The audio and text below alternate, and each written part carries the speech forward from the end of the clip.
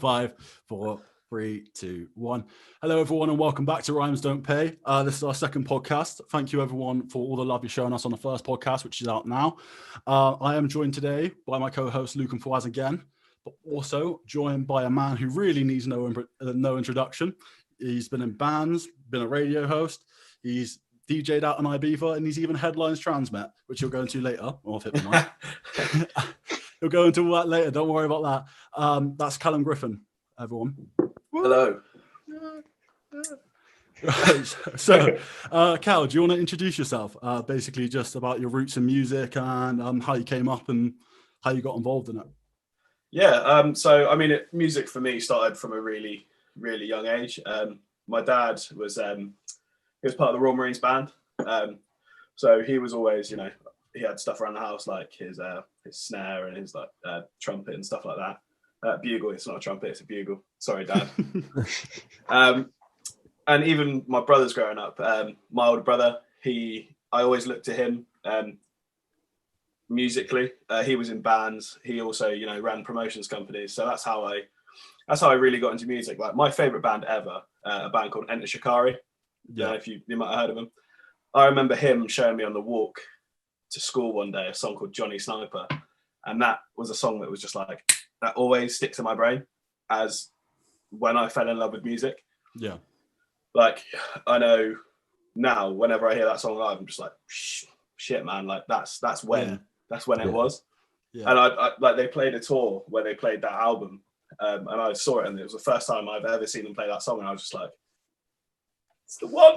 It's the one there. But yeah, that's my music background really. It's just from my dad, my brother, and I'm always listening to music. There's not a time where I will not be listening to music. Yeah. So even if it's really inappropriate, I'm still listening to music. I mean, I think we can all be like that. Just got a headphone in. I don't really care. I'm just gonna go listen.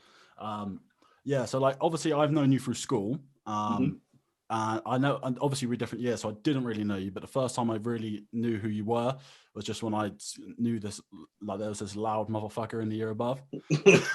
Yeah, I mean, to turn up. So, yeah. But yeah, as I kind of got older, and obviously social media, like, and you reach out, and like everyone starts to know more and more people. I saw that you're obviously in a band called Pillars. Yes. Yeah. Was that the first actual the first organized involvement you had with music? No, so go back to Jesus, show my age now. I think it might have been year 8. I had a couple of mates in school where we would just like mess about. We'd go up to the music room at lunch and stuff. Yeah. I think we played assembly one day. I was playing drums at this point. Nice. And we were playing Seven Nation Army, and I tried to be really slick in the end and like try and do it. I think I tried to throw my stick up in the air, right? Properly balls it up and dropped it in the front of the whole year. But I mean, the first proper organised, band or solo stuff I had was when I was in year 10, year 11. I was really interested in what my brother was doing at the time, which was promoting. Yeah. So he was doing all these gigs with like Drum Sound, Bassline Smith, Tantrum Desire, and he was doing like Timepiece, Hole in the Wall, Phoenix. Yeah. And then he started getting onto like freshers events, so college freshers, uni freshers. And I was like, Ash, you need to get me involved. Like whatever I can do. I know I'm not 18, but this 16 plus event, I'm 16.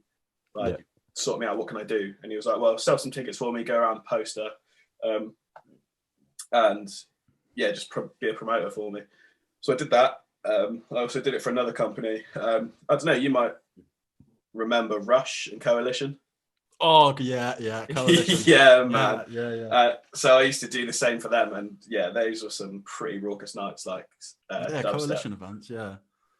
Wasn't that like Henrik Stoke and that? Henrik Stoke used to do it as well. Yeah. Shout out Stoker. Before they broke up to their own thing. But yeah, man, that's what was like. I need to do this. I need to do something. So I bought my own pair of USB controller decks.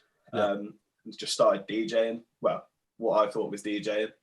I was mixing dubstep at the time, and yeah, that's how far we're going back. Yeah, that's like 2012. A great time. 2012, 2013.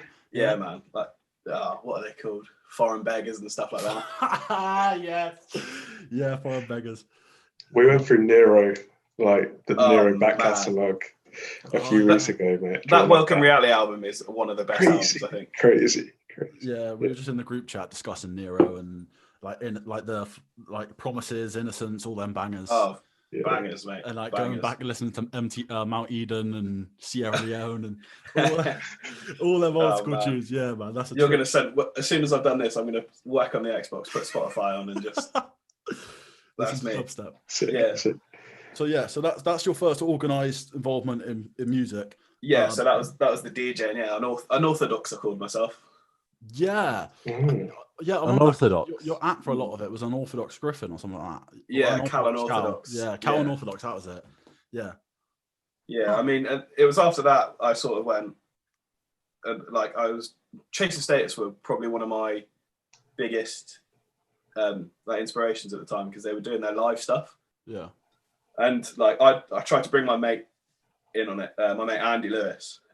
So for a couple of gigs, I added a drum kit to my to my set, so it would have been like me just DJing and Andy drumming over it, and we played like one show at the Lemon Grove. We were meant to be on stage 2, but because I was bringing the drum kit on, they had to put us on main stage. Class. See, that's what you got to do, kids. Hustle.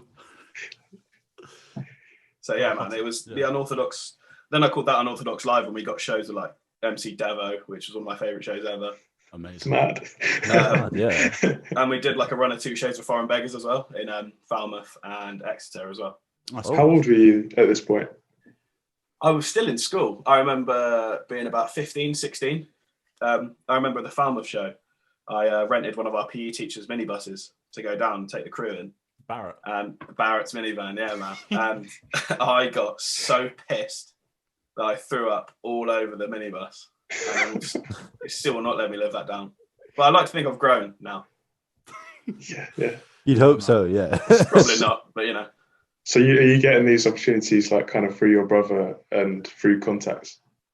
This one wasn't through my brother. It was more the coalition people. So working for them, I sort of, you know, they became really good mates. So I would just be asking them at any opportunity, like, if you can put us on any gigs or just me as a solo DJ, please do, because I want to get out there more. I love, like, as Mike said, like, I'm a loud person. I like being on stage, to be honest. And I mean, there'll be more stories down the line, which I can. But yeah, no, like that's the one thing I do respect. Like, is like being like going to promoters and saying, look, but can you put me on stage? Because I know personally I can't do that. It's like it takes like a lot of balls. Because like I think especially when you're starting out, you think, what if they say no, rah rah rah. But then you're like, well, what if I fuck it up? Do you know what I mean? Like, what if I balls it up? But like to actually have the balls as a 15-year-old to say to promoters, look, just get me on stage, and then you added drum kits in. I respect that a lot. Like, I mean, back then I just did not give a fuck. Like looking back at listening to some of my mixes that I found on my SoundCloud the other week, I was like, how did anyone put me on? Why would you let that go on? Disgusting. It's so bad. So now you're DJing. Yes. How did you transition into rock? How did that happen? I've always loved rock, always loved metal. Like my music taste is, there's no one thing that I love the most. Yeah. Like one minute I'll be listening to like Beyonce, the next minute. Like today in the car, I was actually, like last night I was flicking through the TV and I saw this documentary on McFly. Okay. And I watched it because I used to absolutely love McFly. Stands. Yeah, of course. Yeah. So today in the car, that was me. That's all I listened to. I was listening to the back catalogue of McFly. And then one minute I'll be listening to Ent Shikari, or I'll be listening to Bring Me the Horizon. Like I can't pinpoint one thing that I like. So we were in, me, Andy, and we also added another DJ into the Unorthodox Live mix for one show. Yeah. Alex Hutchins, rest in peace. Fucking my boy. We were sat in rehearsals for that, and I got a message off this guy that I knew for quite a long time.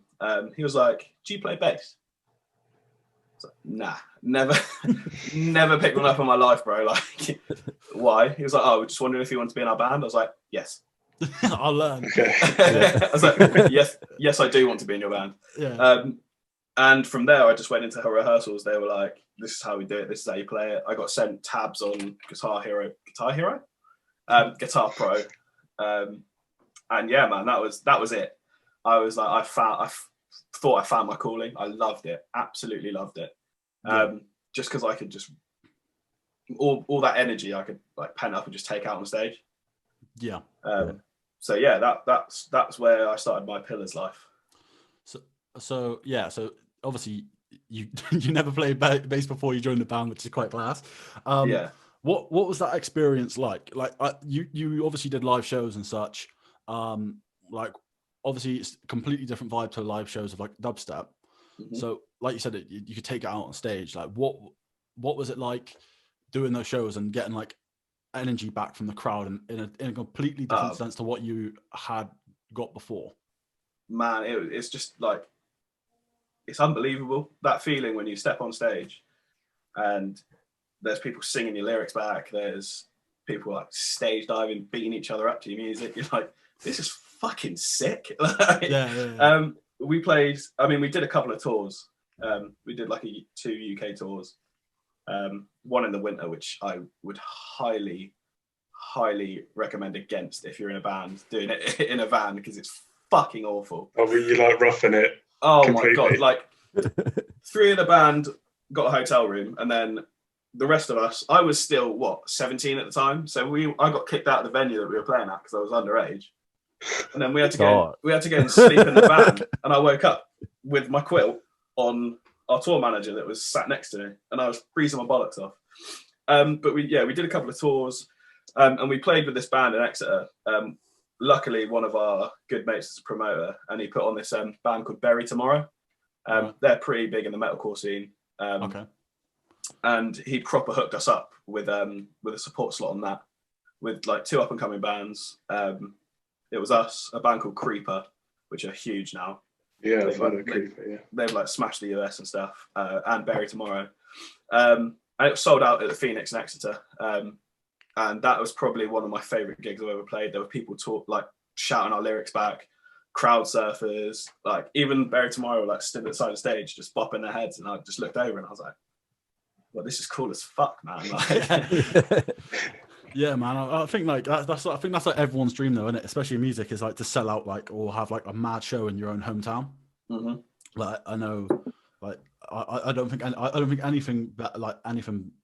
I couldn't think of anything better. Like Wembley Stadium, like if you went to say you went to Powderham Castle for us, which is local, obviously, and like if it was like so many people at Powderham Castle, that would be the dopest thing. I don't care what you do, that would be the sickest thing, because it's your hometown, it's the people where you're from, and I think like you said, like that must be just the sickest feeling, to be in your hometown, just absolutely jamming and having the fucking sick time.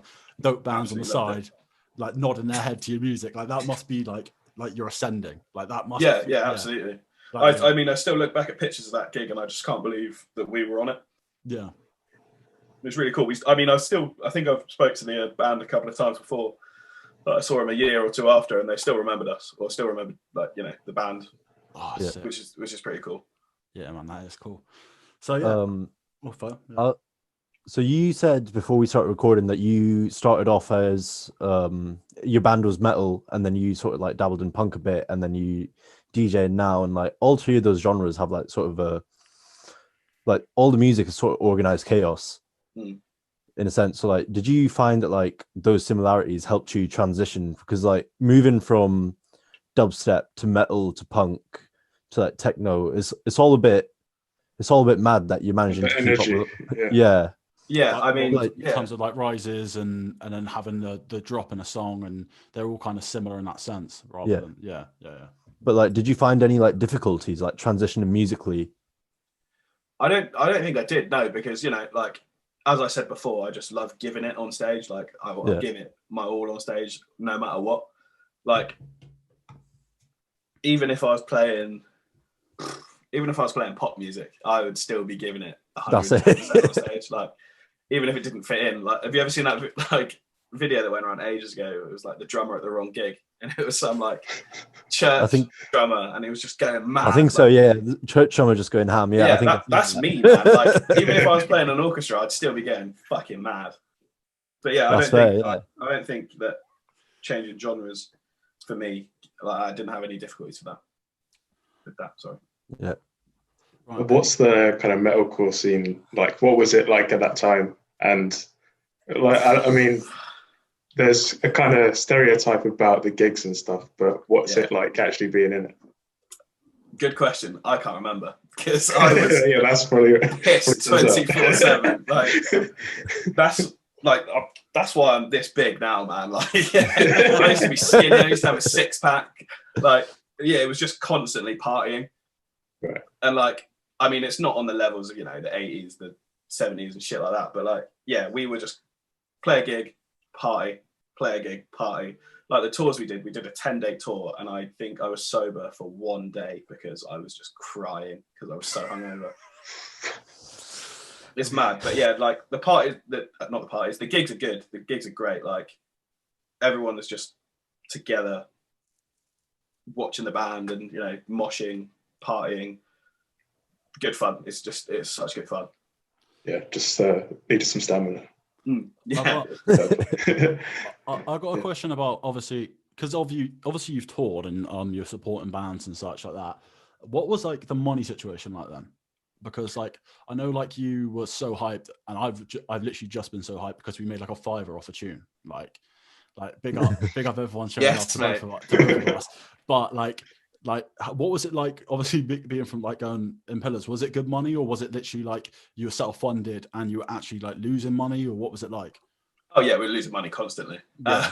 We'd be pumping money into like merch, CDs, t-shirts, stuff like that. But it was comfortable, when we were touring, we got a guarantee, so we know we'd get paid for that night, we'd get food every night somewhere. Sometimes we get places to stay, so it was more when we were that age. I mean, the guys in the band were older than me, but they weren't. They were sort of mid-20s, and I was, just the wrong side of 18. Yeah. But still, it's like this is what we want to do. We want to be touring. We want to be partying with our friends, playing music we love. So losing money wasn't a big. It wasn't. Yeah, we didn't care about it. You don't care, do you? No, not at all. Well, it's not the primary incentive for the reason like you're making music. No, not at all. You do it for love. Otherwise, you're just going to die out quickly if you want to do it for the money, because you realize there's no money in it, really, unless you're a star. Like I think that's one thing that people don't really like understand. People that don't do music or have an understanding of music don't understand that. They see you on stage and they think, oh yeah, he's getting money or he's getting paid to be in this, and they don't actually see that you're actually losing money and it's about all the behind the scenes stuff, and you're just doing it for love. I think people don't actually have that appreciation that a lot of people work outside of music just so they can do their music. And yeah, man, absolutely. And I think especially when you go on tours and stuff like that, like you always hear about supporting artists, they have to pay for their own bus and their own accommodation, and they don't get paid for the set, but they're doing it because they love it. Yeah, I mean, I was working in it. Where was I? I was in a phone shop. I was working at 3 Mobile while I was in these bands, and I was on a part-time contract, so I could just be like, I'm going to play a gig. I'll be away for the weekend. Yeah. And then, my assistant manager was in Glasstide, so that was the next band. So he, me and him would be off, but that's a story for when we come to it. All right. Right. So have we got any more questions for Pillars Callum? The Pillars section of his life. No? Right. So let's move on. So what was the next step for you after leaving? Because Pillars aren't a band anymore, I assume. Pillars aren't a band anymore, unfortunately. We did do a gig, 2018, I think it was. We did like a reunion gig at this venue in Plymouth. That we were pretty well known in Plymouth. I'd like to say. I think that's dope. Where we played some good shows. So yeah, we played like a reunion show there, and that was fun. But yeah, I cannot do what I used to do back then. All the kicks and the jumps and shit, man. Like, I was shagged after the second song. I had to just chilling. But yeah, after that, I got asked to be in a band because I like all of my music, but there was a band that I really, I think I made a lot of people aware on Facebook and stuff. I love this band. I must have. A band called Glasstide. They were playing sort of like pop punky sort of stuff. A bit more like, I don't want to say dad rock because I use that in an offensive way.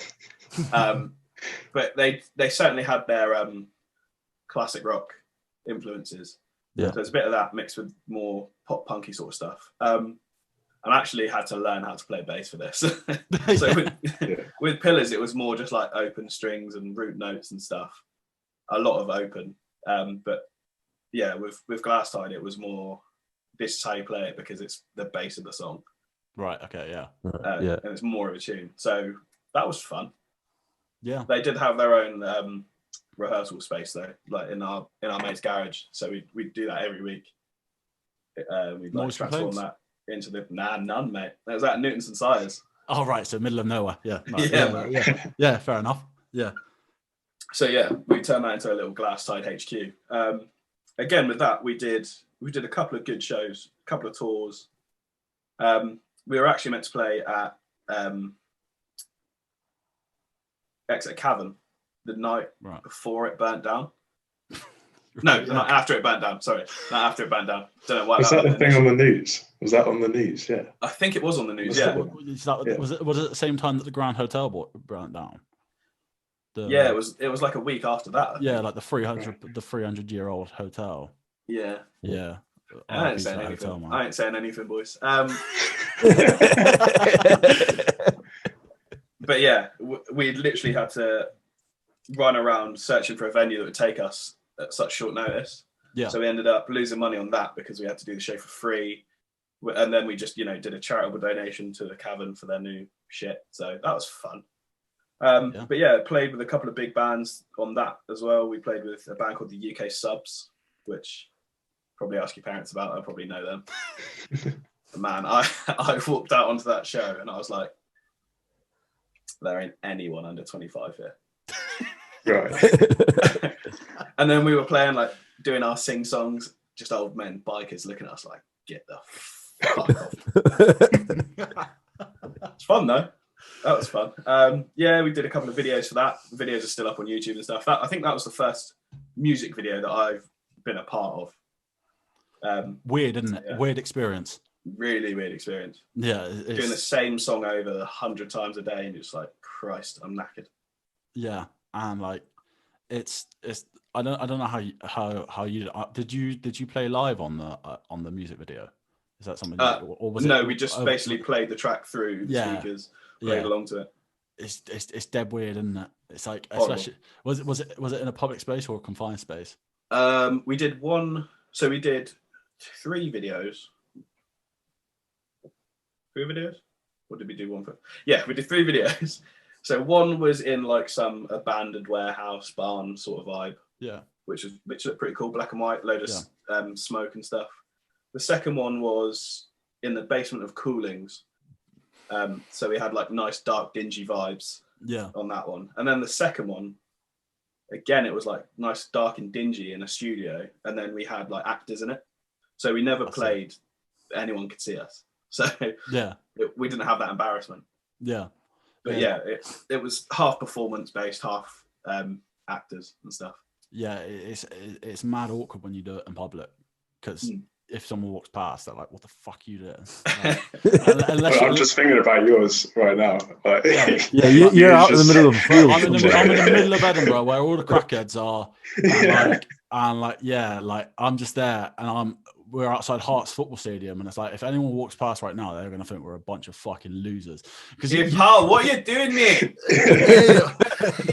Literally, like you're just like, oh, it's just the most awkward situation to be in. But then when the camera's rolling, you don't want to look awkward because it looks stupid. But then it's gonna not translate. But then if you act out, everyone who's not on camera makes you look like a wanker. So like, music videos are certainly an awkward experience. Man. So you're in this like old man band.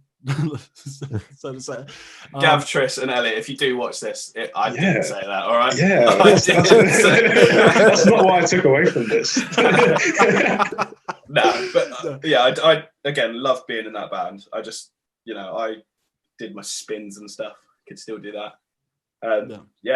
Well, I mean, I moved to London after that. Yeah. So, did I move to London after that? Yeah, I was like, fuck it, I'm going to go to uni. Yeah. So this is when you're about 18, 19? Yeah. Yeah, it was about 18. Yeah. Yeah. Hated it. Don't go to London. Horrible place. Fucking awful place. Yeah, I moved to London, did some like media studies. I lasted about 3 months. But anyway, in that 3 months, I mean, it was my brother that taught me into going to uni because, you know, he's found loads of success in London. Yeah. So I was like, all right, it won't hurt to try. So I moved there. I moved to East London. And I mean proper East London. I was opposite the airport in East London. So you were City like Airport. I mean, I was pretty much in Essex. So is that like City Airport, that like Beckton way? Yeah, mate. Yeah, Beckton. Yeah, that was my ends. That's a rough end. That is a rough end. Rough. Yeah. Tell me about it. So yeah, he got me a job where he was working. And the first event that I did with him was a gig in Finsbury Park called Abode in the Park. Right. So what he got me doing, it was basically looking after the DJs, just making sure they had anything they needed. They had their rider and stuff. So basically, I was just walking around, making sure they got on stage on time and stuff. Then I caught the attention of his boss, who we were doing the work for. He was like, well, come down for a meeting at Printworks and we'll talk to you about maybe hiring you here for a bit. I was just about to ask you about this. Yeah, man. So I'd started doing artist liaison work at Printworks. And if you've ever been to a Printworks night, you know they're pretty full on days. Like the raves start at 11 in the afternoon, finish at about 10 in the evening. People in the Southwest, just for like a in comparison, it's a bit like Motion Printworks, but like Motion on crack, like super powered steroids, bro. Yeah. It's just some big old printing hall that they turned into a madness with lights and stuff. But yeah, it was mainly techno nights there, so just fucking busy, man. Just looking after the DJs there. I think one of the best events I ever did there was Ram's 25-year anniversary. So I got to meet like Andy C, I got to meet Wilkinson, just DJs like that. And that working there, I think, is what really kicked my love back to DJing. Yeah. Just seeing how they, reacted to it. And yeah, it's so fun. Like working there was so much fun. I think one of the other events I did was a thing called Bongos Bingo, if you ever heard of that. No. Yeah. They do it in Glasgow. Jesus, man. It was mental. I was doing the spotlight and all I was looking down on was just pissed people just jumping about on tables. I was jealous, to be fair. Yeah, screaming about bingo numbers as well. Yeah, man. So, I mean, I left London after 3 months because I just couldn't go along with it. Yeah. So that job at Printworks was very short lived. I mean, my brother worked for a company called LWE, and LWE pulled out of Printworks. There were like 3 companies that owned Printworks with them. Right. So they stopped doing shows there. So my brother didn't work there anymore. So I didn't have the job there anymore anyway. Right. Okay. Yeah. But yeah, so I went back to Exeter in January of 2018, I want to say. Maybe 19. 18. Definitely 18. Definitely 18. I came back, I started working for Boots with my mum, which I'd have been there previously, delivering medication to old people and stuff. Yeah. Then I got a job at a local venue in Exeter called Move. If anyone knows about Move. Boys, Move is, I don't know if I've ever told you boys about Move, but in Exeter, basically, it used to be called Cellar Door. And, Cab Vol in Edinburgh? You know how you go in there and it's underground. Move isn't quite underground, but you know how when you go in there and there's sweat on the walls and on the ceiling and it's disgusting. That's essentially Move in Exeter. Just condensation everywhere. Yeah. It's basically the Southwest Cab Vol without the iconic figures that have been through. The air is heavy as soon as you walk in. Yeah. Oh, yes, mate. Yeah, absolutely. yeah, so I started working there for a bit, and I mean, I really enjoyed that. I started putting gigs on there, started planning some gigs. Didn't work out. We won't go too much into that, but Okay. yeah, that's. I mean, you could do some Googling, you'll find out. But Really? Okay. yeah, nothing to do with me. Okay. It's all right. I'm a good guy. Oh, okay. That's fine then. Yeah. After that, we're doing a brief section on jobs. I worked. You guys must have heard of Propaganda. Yeah, we've got one in Fleet. Yeah, man. Yeah. So this is another short-lived job. So I worked for Printwork. No, shut up, Callum. I worked for Propaganda for a couple of months. They were basically about to launch a night in Exeter. Their launch night was with piss.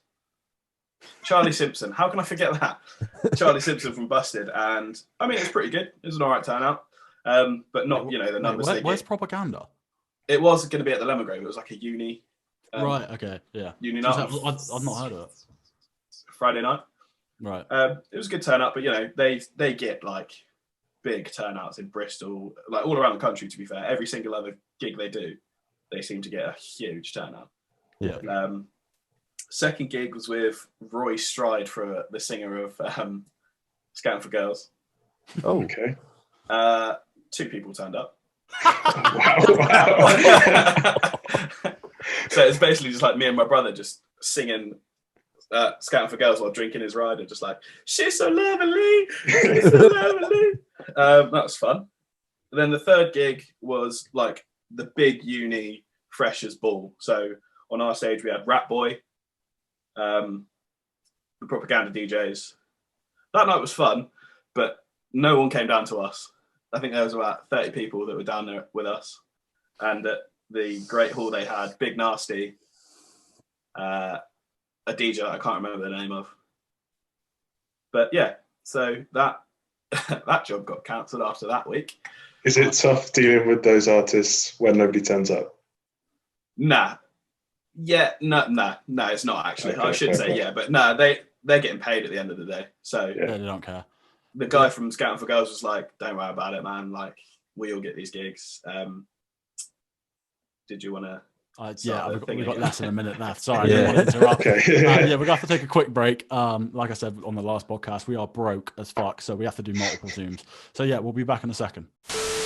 Right, everyone, we're back, and we're just going to jump straight back into the conversation. So we were talking about Propaganda at the Lemon Grove. Obviously, some less busy gigs that Callum's been involved in.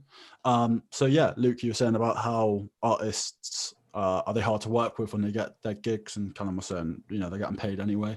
Have you found that there are just artists to work with generally because they're assholes? Yeah. I've come across a few. Don't need to name them, just Nah. But yeah, I've come across a few, and they have no reason to be arseholes at all. Like, I found it more when I was at Printworks. Artists, they're pretty big. They just don't have time for you. Even if you're like, like when I was working, I was been like, I need you to do this, or I need you to be here at this time. I'm like, yeah, whatever. Yeah. But like, I mean, going back to the Propaganda thing, like, no, they weren't, because their gigs weren't busy. They're getting paid. I mean, yeah, I had a good time with Roy from Scouting for Girls. He was just like, I don't really want that. And that was a bottle of gin. There was like a shitload of stuff that he was like, I'm not going to drink it, so you can have it. And I'd already been paid from expenses back, so we had a good night. And I mean, Rat Boy was that was a fun night. So he played his gig, and there was, I mean, I'm probably being a bit harsh. There was probably about 50 people there, but saying that when there's 50, I don't know how many held, but the event was for the whole uni. Yeah. So there's going to be a shit ton of people there. He was just getting me pissed. we went to like before his encore, I had his mic his mic in my hand, and he was just tipping shots of Jägermeister down my throat before he went on. I was like, you're the one that's meant to be doing this. I need to run this shit. So yeah, that was fun. And then we just went back to Boots after that. Shout out Boots. Yeah. Old reliable. What's it like coming off of like doing obviously print works, what stuff, even going on tour with Pillars and then going back to working in Boots? Is it demoralizing, or is it like, you know, like because you're actually earning money rather than losing it, actually somewhat a relief because you're actually got money again? I mean, I didn't have a hard job at Boots. I was driving around listening to music all day, delivering medication. So I kind of enjoyed it. Yeah. Like doing that crazy shit at the weekend and working, I really enjoyed. Yeah. But I mean, it's different now. Yeah. Like, so I started the whole, I mean, I guess we can go on to the new DJ stuff. Oh, well, there's one thing I do want to touch on first, and I think we've absolutely glossed over it, is your show on Riviera FM. Oh, shit. Completely we have, glossed over it. Yeah, oh, man. Yeah, we have. So, oh, God, that would be back in 2016, 17? 16, so shitty. Because it was my first year at uni, because I remember Elliot was like, you know what, well, people don't know Elliot, but Elliot's Callum's mutual friend. And this was back when I was a whack rapper. Like, I was a whack. But I had some sort of hype in Exeter because I dropped Fuck VS. Throwback for people that didn't know. And basically, oh mate, what a throwback! Yeah, man. I was about to say, was it the Fuck VS days? No, yeah, it was like that. It was like those. You haven't mentioned it. You haven't mentioned it in 3 podcasts we've done. We've spoken for 6 hours, and you've not mentioned Fuck VS. That's because I'm, you know, it's what it is. But yeah, Callum had a show, and Elliot was like, "Oh, Mike, I'll get you on a show. I'll get you on a show. I'll get you on a show." Oh, mate, classic Elliot. Yeah, and he was like, "Oh, what you have to do is you have to write it over. What you have to do is you have to write a rock rap tune." And I was like, "All right, okay." So I just stayed there that night, wrote something over "Numb" by Linkin Park, and I found it after I did that Revolution's Calling tune, and which was obviously more rocky. So I was like, "Oh, I wonder what it was like back then." I listened to it. I was like, "Thank fuck I didn't go on the radio because that is so bad." Like, it's like, thank God, like that never happened. But yeah, so how did that all come about, that show? Because that would be such a dope experience, just being able to host your own radio show. I can't actually believe we've glossed over that. So I went to see a mate's band in Trnsmt one night. Tiny Folds. They were smashing it back in the day. Like, they had headlined the BBC introducing stage at the Radio 1's big weekend they did in Exeter. They were playing locally, one of their shows every year. And I saw a couple of mates that ran a radio show on that station anyway. Yeah. I was like, look, how do I get a radio show? Because I want one. And this girl just gave me this guy's email address, who was the station manager. And she was like, email him because I'm leaving soon and maybe you can take my slot. Yeah.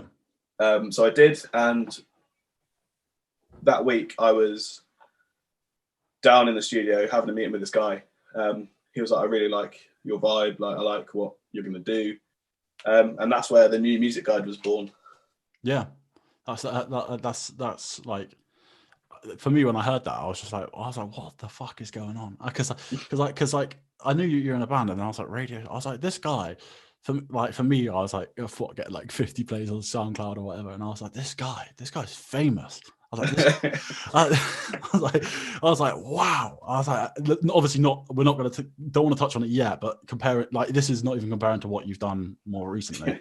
I was like, wow, this guy is like, what? Like, I was like, how? I was just so staggered that someone like even from Exeter was doing this, and it wasn't just like people coming in from London doing these radio shows or whatever. Like the local radio shows with someone our age from my area, and it was just like, whoa, this is fucking cool. So how was that experience? I loved it, man. Like, getting to play music I wanted to play. My whole vibe was, if it's new, no matter what genre, I'm going to play it. Yeah. Right. Like, I sort of took my show vibe off of the Annie Mac 7 o'clock show on Radio 1, that she just plays literally everything. If it's new, she'll play it. Yeah. I got local bands in to interview them, like shout out Pam Pusher, shout out As It Stands. I love bringing bands in. Even Torquay did this one festival called Grinnagog. And I managed to get a band called Hacktivist in. And like, I've heard of them. Mate, they supported Ent Shakara. And when I got the email back saying, yeah, they'll come on your show, like, you can have them for an hour, I was like, I don't even know how to run my own radio show. Why are you letting me? I've hacked the list. Why are you letting me interview these people? Yeah. So from there, I was like, if I can do this, what else can I do? Yeah. So that year, I emailed to Reading Festival, Slam Dunk Festival. Can't remember what else, but those were the two that I was like, I want to do these. Yeah. A couple of months later, I got an email back saying, your accreditation has been passed to Reading. Your accreditation has been passed to Slam Dunk. So you can go give me a list of people you want to interview and I'll try and set it up for you. That's I was sick. like, excuse me? Like, what? Someone that's got a radio show in Torquay who probably gets, weekly listens of 50 if I'm lucky. All over the age of 40. In it, like my dad used to tune in every week, so he was always texting me like, "Tune." I was like, "You can text the show." Like, but yeah, big up Vance for doing that. Yeah, man. But yeah, Reading that year was mad. I interviewed a couple of bands. A band called While She Sleeps, they're one of my favorite bands. A band called the La Fontaines. Just bands that I had no business being there. Like my shit was next to like Radio 1 Kerrang, and there was just me with my phone going, "All right, lads, how you doing? When's the new album coming out?" It's me from Riviera FM. It's just like, I just had one with Annie Mac like 20 seconds ago. Luckily, my brother Ash was working at one of the activations in the festival that year for Carlsberg, so I was just getting hooked up left, right, and centre with free beer. So amazing. You're nodding too badly. It sounds like no, you'd be bad at it. not at all. Sounds like an alright gig, to be fair. Yeah. And Slam Dunk as well, man. Like I took my little brother up to that one because that was just a one-day festival. I don't actually know what bands I interviewed there because I was just drunk all day. I was drunk all day. I can't remember. By the way, Tyler's Callum's little brother, and he has had the fucking best childhood because obviously Cal. We'll come back to that, mate. We will come back. The amount of shit he's got to go to because of them, because of Cal, is just it's incredible. But so obviously radio. What's just happened? Oh, sorry. Oh, nothing, mate. My screen's passed down. Sorry, radio. You're there. So how does that come to an end, and how do you move on from that? So what happens? The reason that came to an end was because I was moving to uni. I didn't really want to end it, but I thought London would have brought better opportunities. Yeah. So I mean, to this day, I'm still looking to bring the radio show back. I have been talking to people about it, so hopefully, maybe sometime in the near future, maybe the new music guide will come back, live again. Would you come back with a new format, or would you sort of take inspiration from what you've done before and sort of use that as a springboard? I'd definitely take inspiration from what I did before, and definitely play more, electronic music, because last time it was very band heavy. So I definitely incorporate more genres of music. Yeah, make it more of a music rainbow. So I say. Yeah, there's definitely a calling for that. I think at the minute everyone loves finding the newest, most interesting stuff to tell everyone. Definitely, So and I bet artists have written it's the thing is that so many I've heard of these people. It's like, I've heard of this band. Have you heard of this band? It's like, nah. And you get that bit of pride when they haven't heard of it, and they like it. Yeah. It's like, standard. You heard of this DJ, Carl Griffin? No. You listen to him? Mate, you need to get on him. You heard that new mix? Oh, you listen to this? Oh, it sounds fucking dope. But yeah, no.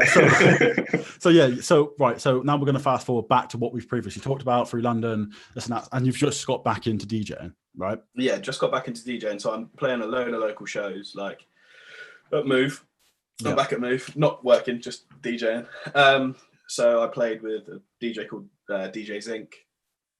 Done a load of local nights.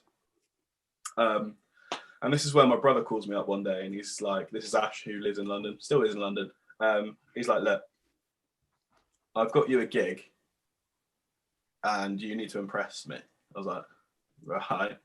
I need you to send me a mix, half an hour mix of like tunes that you'd play at a festival. Nothing too one genre focused. So I did like I did like classic house. I was like, Room 5, shit like that. Like all the bangers that you'd want to listen to when you're pissed at a festival. Yeah. Sent it to him, and a week later I got a email about a festival in Dorset called Festival. And they were like, look, we want to put you on Festival 3 days. You can do a 2-hour set each day.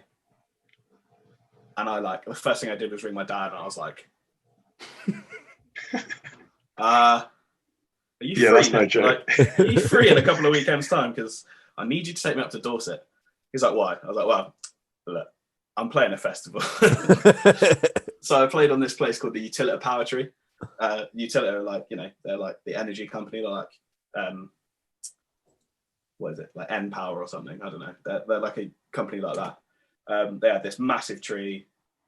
And there was a DJ booth inside it, which was fucking crazy. And we were on this massive hill, so like the wind was just pushing us like that. Oh. Sketchy.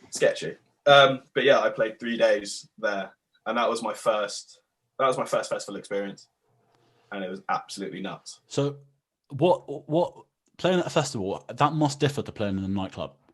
Yeah, like 100%. Because obviously the vibe is different, and people there may not just be drinking; they are most likely on shit. Do you know what?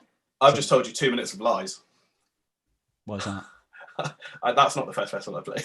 I was going to say, I thought I know the first festival you played. I am getting old, man. Was the first festival you played not Reading? No, it was Isle of Wight. Oh, okay.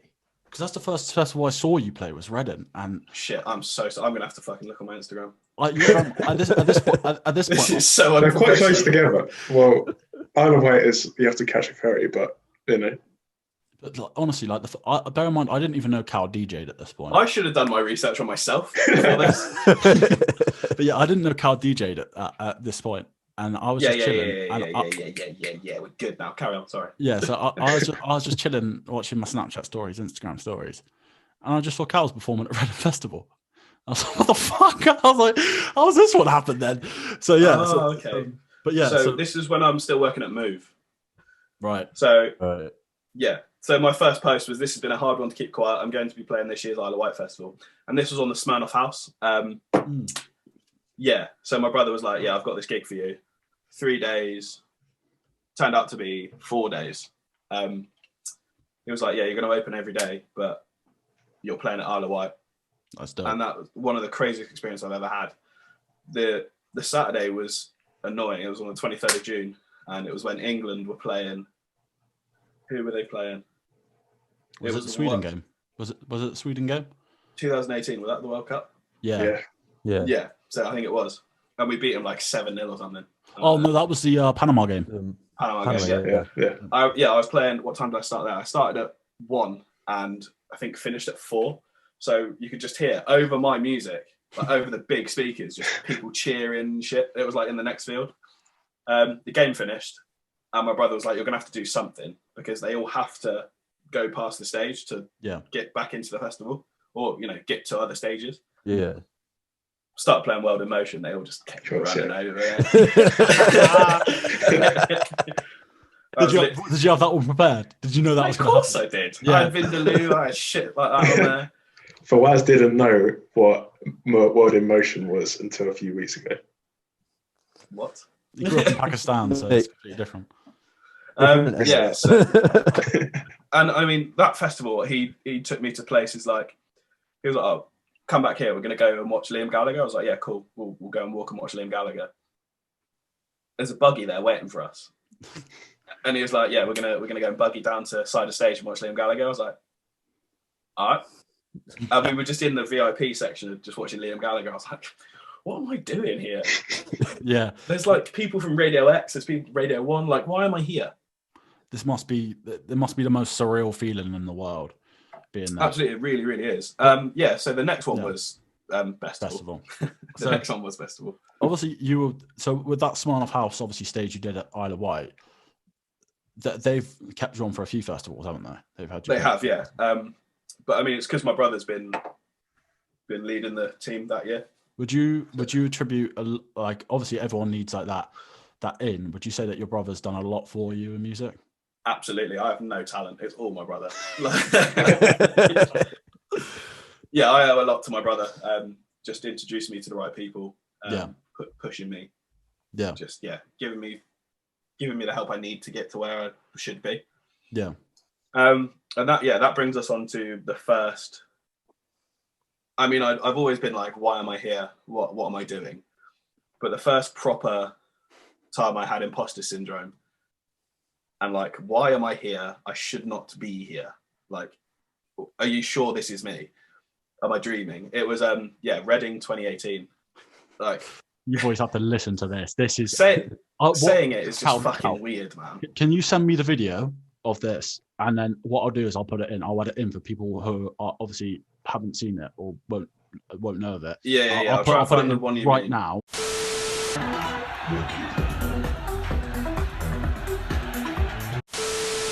So if you want to explain what happened. I mean, I think in that video you can see me just going, what the fuck? Basically just what the fuck. I got announced on Reading when I was at Boardmasters. I was just down at Boardmasters for a jolly. And I get an email and a text message at the same time, actually, being like, you're on the Reading website. I'm like, what? I was like, I know I'm playing it, but I haven't said anything. They're like, yeah, your name is next to Dua Lipa's on the Reading website. I was like, why? I'm not even playing. Like, so yeah, that, and they had a whole bio for me as well. So that was fucking crazy. Like, Reading has been. I went in 2014, and I've only been once, and it was still my favorite festival ever.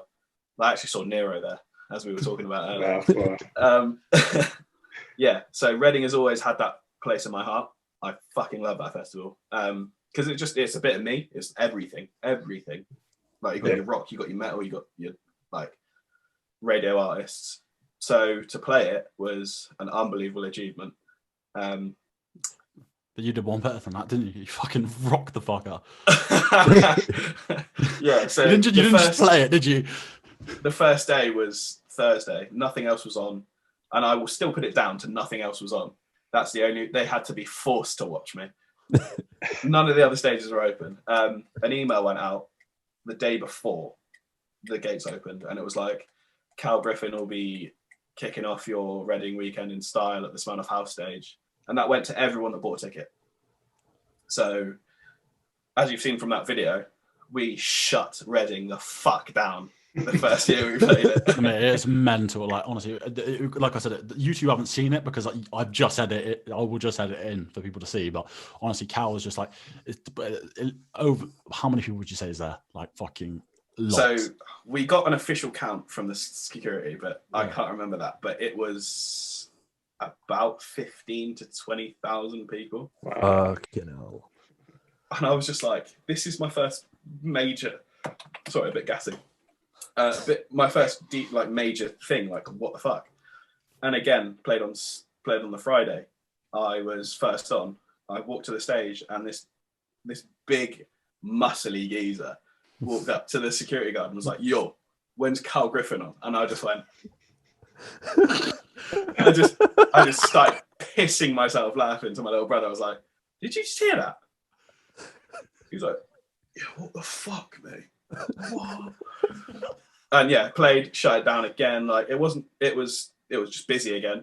The Saturday, I unfortunately clashed with Post Malone. So I saw just this wave of people coming and then just missing it. Yeah. It's both, not even Voulez-Vous could save me, which is annoying. And then the Sunday, it just started pissing it down raining, but there was still a good fair few people there. Just raving up, man. Yeah, what an experience. Yeah, that's crazy. Honestly, that's mad. Unbelievable. And I had like a wristband that I started watching people side stage. So I was just blagging like fuck that weekend. Like, yeah, mate, artist. Yeah. I think with that festival, the days before, everyone is just keen to go. So, and you can go to stuff and it'll be trash, but if it goes off, people aren't like tired from doing a few days of a festival. Yeah, man. And they're still just really, really keen to just get going. So yeah, it's like a good show to shut down. I think as well though, it's like, I remember this will always stay in my mind. Is when we went Ball Masters and I was like 17 or whatever, and it was like fucking dead late at night. It was towards the close, and we're in the Relentless tent before there was like back when it used to go on to like 3 a.m. or whatever it was, and Eaton Messi came on really late and just killed it, and like that's names just stayed in my mind now. So like there are sets that you're just like, exactly. So people will see you on another Reading or another thing, and I'll go, "Oh shit, I remember him from Reading. He fucking killed it." And then they're going to tell people, "Oh, we have to go to this. We have to go to." And from now on, you just, especially if you do Reading again, people just can remember you from killing that first one. To be fair, I do still have followers on Instagram that are like, "Let me know when you're playing again. Like, let me know when you're playing up north again, and I'll come and see you." Which is really sick. It's like mad. Yeah. Yeah, so I mean that was my 2018 summer. Yeah. I think the next gig I did then, I am checking my Instagram as well, just so I'm fact checking this. The next gig I did was BBC Introducing Live in London. So again, my brother hooked me up. Just there was a mate of his who was running the talent that night.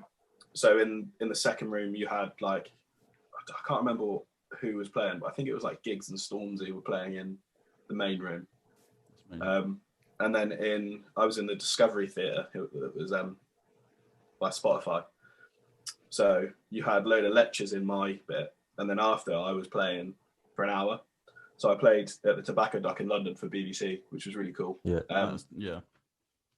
Basically, my brother just gave my name to one of his mates, and yeah. They probably hooked me up there. I stole a beer off of Dead Mouse's table. Oh, sick. That's sick. I ran out. Tobacco Ducks is a sick venue as well. Oh, yeah. So, I mean, that's the first time I've been there, which is pretty cool. I think also the other thing we need to make note of, any aspiring artists coming up here, literally just connect and ask. I think like, because I know obviously being in Scotland, we know so many people that want to be DJs and whatever, like, so like if you want to do that, just fucking go ask people for sets. I think this is what I've already taken from this, and just make that connection. Put yourself out there to people, man. Like if that's the only bit of advice I could give someone that is going to listen to me, like I wouldn't listen to me, but talk to people, talk to promoters, talk to local promoters, be like, look, I'm really keen to play one of your shows, but I would avoid like pay to play, like sell this many tickets so you can play my gigs. Fuck that shit, man. Like, even if you're playing for free for the first time, like, play for free, but like, you do want to get paid. Don't be playing like a load of free shit. Yeah, which is what I've taken from experience. So yeah, sorry to interrupt, but it's just like I that thought came into my mind, and I thought I had to point out, because we know so many people that want to be obviously be DJs and such, and it's just you just got to, after you heard your brother hooked you up again, it's like, well, you know, like that's realistically in the music industry, that's the only in, is by knowing someone already there. Because obviously it's such a compact industry. But yeah, so BBC. I know it does look like I've had an easy ride, but I do stuff. He does. But so BBC Introducing, so like you're absolutely killing it like now. So you obviously did more festivals that summer. But you also did other stuff. That summer of 2019, this is. Yeah. So I mean, we'll go there. But the first gig I played after the festival season was a gig in Torquay with a DJ called DJ EZ. DJ EZ. By the way, little did I know that I would meet him again down the line. But honestly, right? So me and my friends, we saw. Well, I don't know. Actually, Luke, did you go EZ? I was there. Yeah, I was there. Yeah. So I barely remember this night because I was a bit. But honestly, like we hold DJ EZ in the highest esteem when it comes to DJs. We say he is the goat of goats. Like there is no other. This EZ is the best to ever be, and there will never be one better. So he is the goat. So yeah, like local promotions company called Rinse Out in Exeter, and they wwere putting on DJ EZ. So I basically just emailed my mate who I knew was working for Rinse Out and was like, please put me on. Please. Like, I'm not joking now. Please put me on. What did you play? Did you play Bass House? I played just Tech House because I was warming up. So I let it get gradually Heavier. build it a bit up. Yeah. So that was the first gig I played that year, which was in February of last year. And what was it? I'm looking at this now, and I don't think it was. I think it was in 2018. Shit, yeah, it was in February 2018. Fuck, I'm so shit. Right, so anyway, we do that, blah, blah, blah, blah, blah, blah, blah. Yeah, carry on. You do you. Fuck, while Cal's researching, we'll just... Let's talk about DJ EZ, man. Yeah, so we actually saw EZ in Edinburgh, probably our Liquid Rooms. First year, Liquid Rooms, and Liquid Rooms is, for me, I just love. At that time... Oh, man. Yeah. So it was one of them, and Cal, Tommy's and Nathan Steer, they both came up to come watch EZ, and literally, like I said, I don't really remember the night because I was a bit on. It was way with it. Yeah, I mean, if anyone's got any photos of me from that night, just never share them ever, especially. So that EZ gig was in 2018, but like. It was from the end of festival season 2018 to where we were about to go. It was just like local show after local show. Just, there was a new cafe in Exeter that opened, which I'll give a massive shout out to because they keep putting me on. I don't know why. Yeah. Like shout out Pink Moon. They do an event called Glitter Moon. So that's when I play my disco house, sort of disco-y vibes. And it's always a good night. Always good night. So shout out Pink Moon. And then we get to June of 2019, just after Tottenham have lost in the Champions League final. But we thank fuck. You could never win it before us. So my brother called me, and I think I was, when was that pitch taken? Yeah. So I was still in my post Champions League depression. Yep. I'm hoping my housemate doesn't hear because he's a Liverpool fan.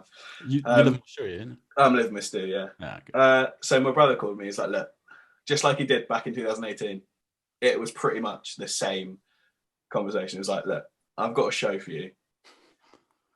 Do not fuck this up. I was like, what do you mean? I was like, well, I've stuck my neck on the line for you here, and this could be the start of something. I was like, don't gas me up and just tell me what the fuck it's about. He was like, you're playing in Birmingham next week with DJ EZ. I was like, okay, where? A place called Digbeth Arena at a festival called Weird and Wonderful. I was like, all right, cool. What time am I opening? He was like, no. I was like, what do you mean? He's like, you're kind of one of the headliners. Like, the fuck do you mean I'm one of the headliners? So I was basically sandwiched in between Gorgon City and DJ EZ. Fucking hell. I was like, Ash, you do realise, like, last week I just played to 50 people in Exeter. Like, would you expect me to play to 5,000 people and just be cool with it? Like, so that was, he wouldn't tell me what would happen after if I did impress. So got up there, still surreal, man. Like, pulling up to the festival, going, yo, my name's Cal Griffin, but I've been told to play under a different name tonight on Tape Deck. And I'm like, your Tape Deck? Oh, mate, really good to meet you. Like, really good to meet you. This is your dressing room. Need anything, let me know. Like, we didn't get a rider for you. Do you want anything? I was like, can I get a bottle of gin, please? And they're like, yeah, we'll be back in a minute. And then it was just like, yeah. So Gorgon City went on. Are you nervous at this point? Are you shitting yourself? Bruv, it was sold out. Like a good 5,000 people there. It's probably more, but like I can't, like it's fun. Gorgon City play. They start playing Ready for Your Love, and I get called over, and they're like, "Yeah, this is the last song. You ready?" I was like, "Nah." I mean, ready am I ever going to be? So play this set. I want to say I smashed it. I think I smashed it because of what's coming next. Yeah. DJ Z comes on, shakes my hand, gives me a hug, and he was like, "Cool, 6 set, man." I was like, "Mate, you've just turned up. Don't give me that shit." You've been sat in your car for the last 10 minutes. Yeah, and then I get a phone call the next day. We'll gloss over that show because sick show, amazing show. Yeah. Watched DJ Z, smashed it. Very drunk. Anyway, so the next day I get called by DJ Z's manager. And he's like, "Hey, nice to meet you. Like, you smashed that set. I've been told by a few people that you did really well." I was like, "Oh, well, thank you very much." He was like, "What are you doing next week?" I was like, "Nothing. Probably just working, man." He was like, "Cool. Well, we're going to get you over to Ibiza and we're going to put you on DJ Z's show over in Ibiza Rocks." I was like, Lord. "What?" Surreal. My dad was driving home. I was like, "I don't know if this is a prank call, but some motherfucker just said I'm going over next week." Next week. That's Is that what's That's going through your head? Is that mad. going through your head? Like, So is someone prank calling me? I was like, I don't believe this for 1 second. Yeah. So we played the gig on the Saturday, drove home on the Sunday. I had to fly to Ibiza on the Thursday. And I didn't have a passport. But How did you do it? So I was like, yeah, sound. Yeah, I'm so keen. Oh my God, yes. So It went over illegally and just played. Yeah, great. I was like, book me the flights, sound, book me the flights. He's like, "Cool, well, I'll like send you emails, we'll do all that." I was like, "Yeah, cool, bye." Called my brother, I was like, "Ash, what the fuck do I do? I ain't got a passport." He's like, "What, have you said yes to it?" I was like, "Have I said yes to it? Of course I've said yes to it." So he had to lend me like 200 quid so I could do the next day passport thing. I had to go up. So this is where it gets fucking dodgy.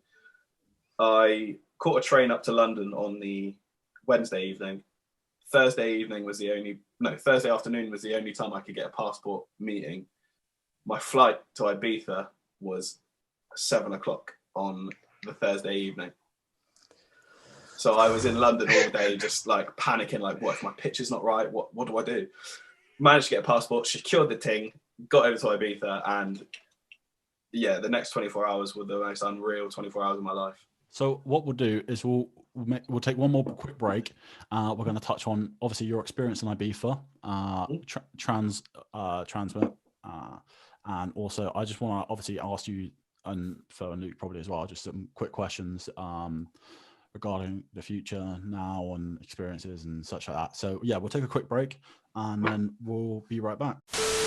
Right, we're back. We're joined by Callum Griffin, who it's just an incredible story so far. It's just, I hope everyone's enjoying it as much as we are here. So Cal, we just got to the point in the story where Cal's over in Ibiza. Some last minute immigration problems. Got my passport, secured that. Yeah, got his passport. He's in Ibiza. He's supporting DJ EZ. Is it Ocean Beach, isn't it? No, Ibiza Rocks. Ibiza Rocks, sorry, yeah. Thank fuck it's not Ocean Beach because the boy's a bit of a nonce up there, isn't he? But, I don't want to burn any bridges yet. I'll play it. I will burn bridges. I don't give a fuck. But yeah, anything's a paycheck at the moment, mate. Yeah. So you're over in Ibiza. Are you getting paid for this? Yeah. So they sorted out my flights. They sorted out my hotel, and I'm getting paid a bit of money as well. Yeah. So, me and my brother turn up to the airport. We have a couple of airport beers, as you do. Fly to Ibiza, and he was like, yeah, man. So he basically also doing all the festival stuff. He works for DJ EZ as well. He's like sort of tour manager, production manager. Make sure he gets on stage on time, shit like that. So he also does that with another guy called James. Who works out in Ibiza for probably 9 months of the year. So he was like, "Oh, we're gonna meet up with James.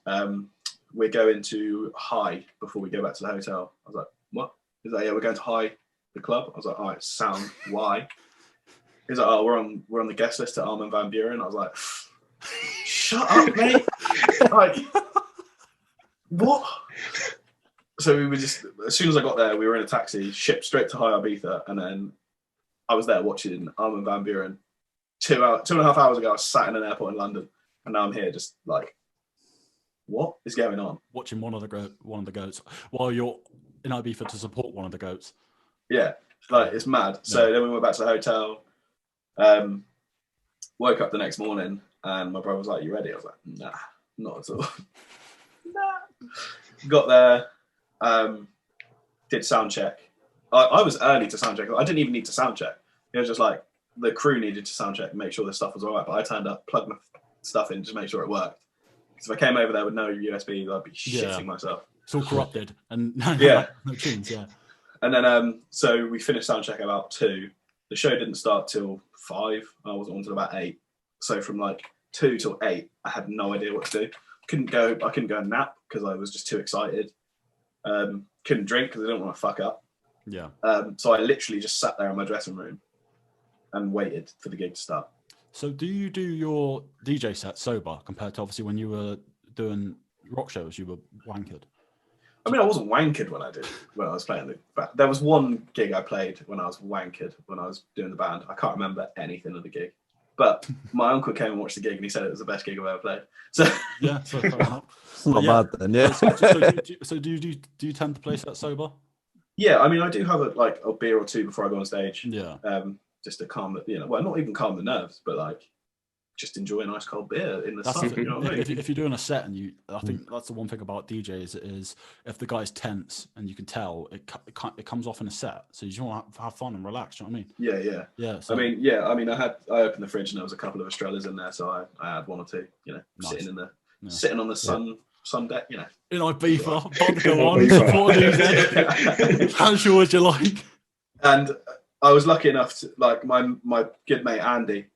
Who did the drums in Unorthodox? He's doing pretty well for himself, you know. He's touring the world with other people, so you know he had a load of Avios points, Avios, whatever it's called.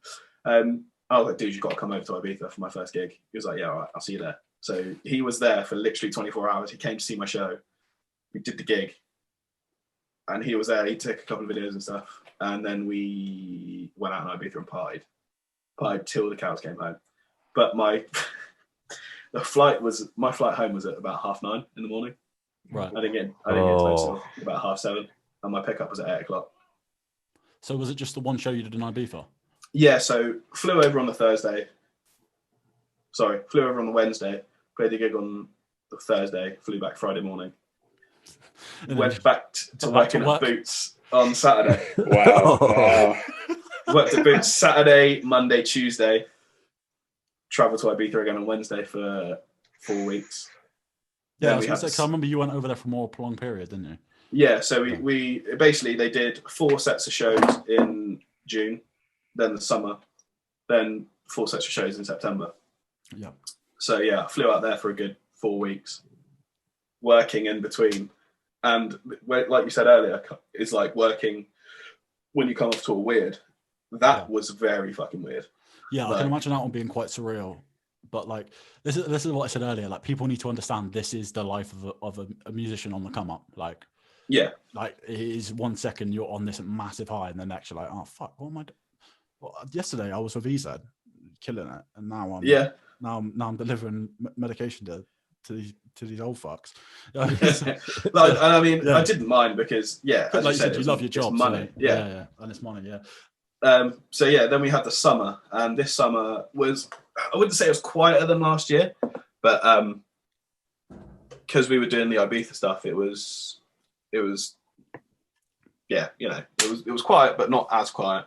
Yeah. So the first gig I got announced on was Trnsmt Festival, which was in Glasgow. Glasgow, yeah. What a fucking vibe that is.